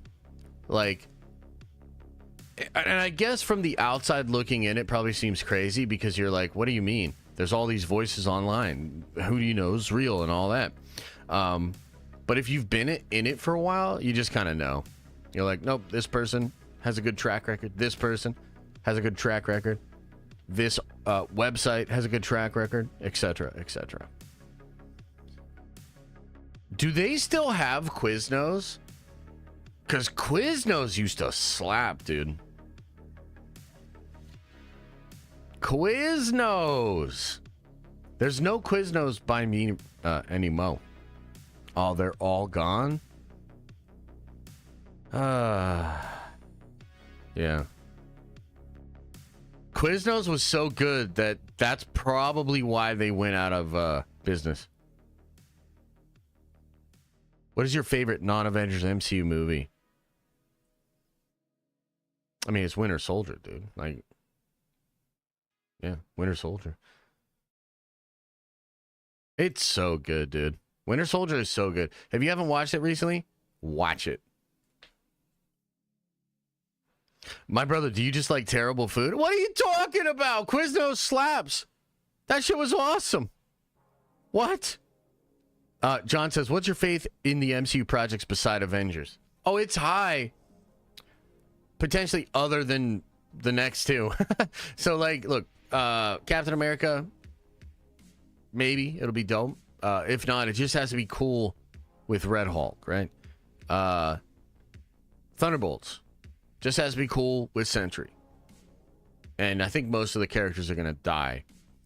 Then you've got Fantastic Four, Spider-Man 4, potential Shang-Chi 2, potential Doctor Strange 3, all within the Avengers timeframe.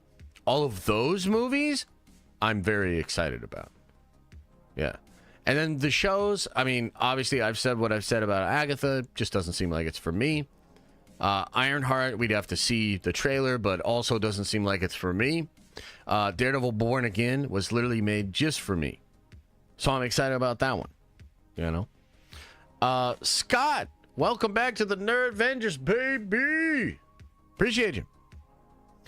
What are the top 5 underwhelming Marvel movies? So I would say The Marvels, Quantumania, Love and Thunder, Thor the Dark World, Iron Man 3.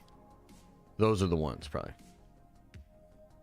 Top 3 MCU shows: Loki, WandaVision. Loki, WandaVision. Maybe Hawkeye? I mean, X-Men 97 if you're counting animated. And then I would say my favorite Marvel show they've ever made would either be Legion or OG Daredevil. Moon Knight, I don't really care for Moon Knight. Yeah. That was easier to answer than your top 3 faves. Oh, yeah. I mean, there's definitely been some stinkers in the Marvel Cinematic Universe catalog. You think they'll bring Chris Evans back somehow? Oh, hell yeah. Of course. Of course.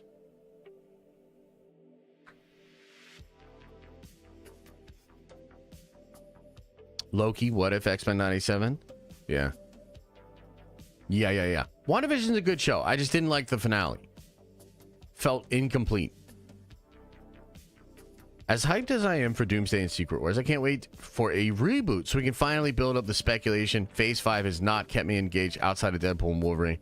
Yeah, it's funny you say that. I've been thinking a lot about that because what they're going to do, and it's pretty brilliant, but what they're going to do is they're going to literally recreate all of that sort of hype of, oh shit, who is that character? Dude, is that the new Iron Man? Oh my God, is that who's playing Captain America?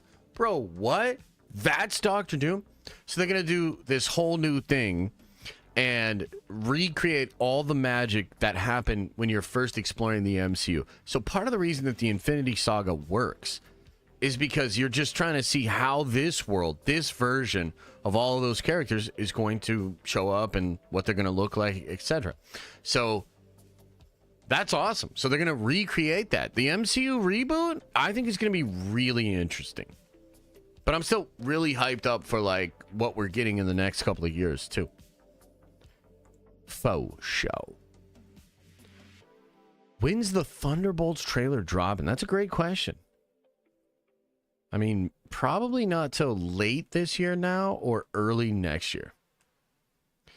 Did you see the leak about the Thunderbolt title? I have not. No.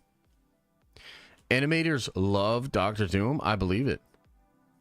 Doctor Doom's the shit. Probably really fun to animate. Okay, everybody. I appreciate you guys. Thanks for being here, man. Fun Thursday stream. Just kind of casual, kicking it, talking about Doctor Doom, but it was a good ass time. Appreciate y'all. Video dropping later today. We'll be back at it tomorrow morning. Maybe we'll do another Doctor Doom stream. I don't know. I mean, I kind of want to. Or maybe we'll do something else, okay? Appreciate you guys. Thank you. As I always say, I hope you are having an awesome and a nerdy day. And I'll see you in the next video.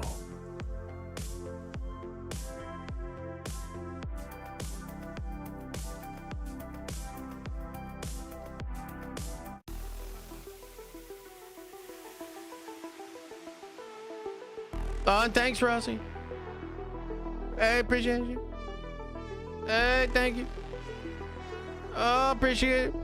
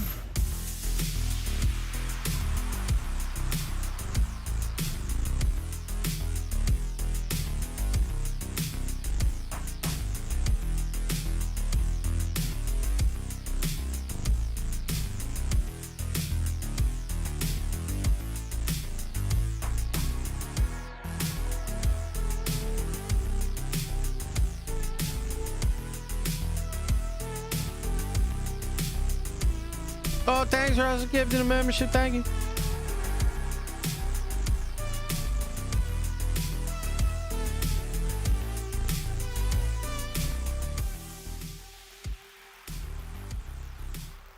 Is everybody gone? Did everybody leave?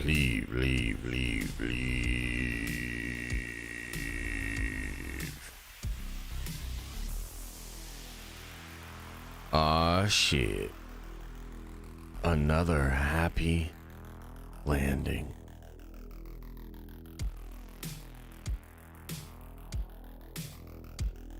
We gather in this temple of nerdy things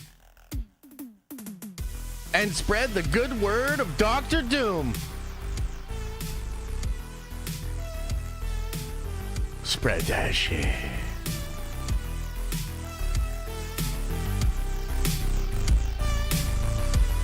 Remember to open up your third eye